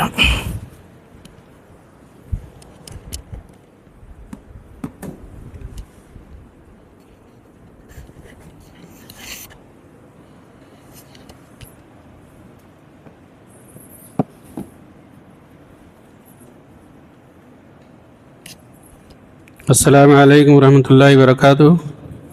نحمدہ و نصلی علی رسول الکریم اعوذ باللہ من الشیطان الرجیم بسم اللہ الرحمن الرحیم یا ایھا الذین آمنوا اتقوا اللہ وقولوا قولا سدیدا یصلح لکم اعمالکم ویغفر لکم ذنوبکم ومن یطع اللہ ورسولہ فقد فاز فوزا عظیما۔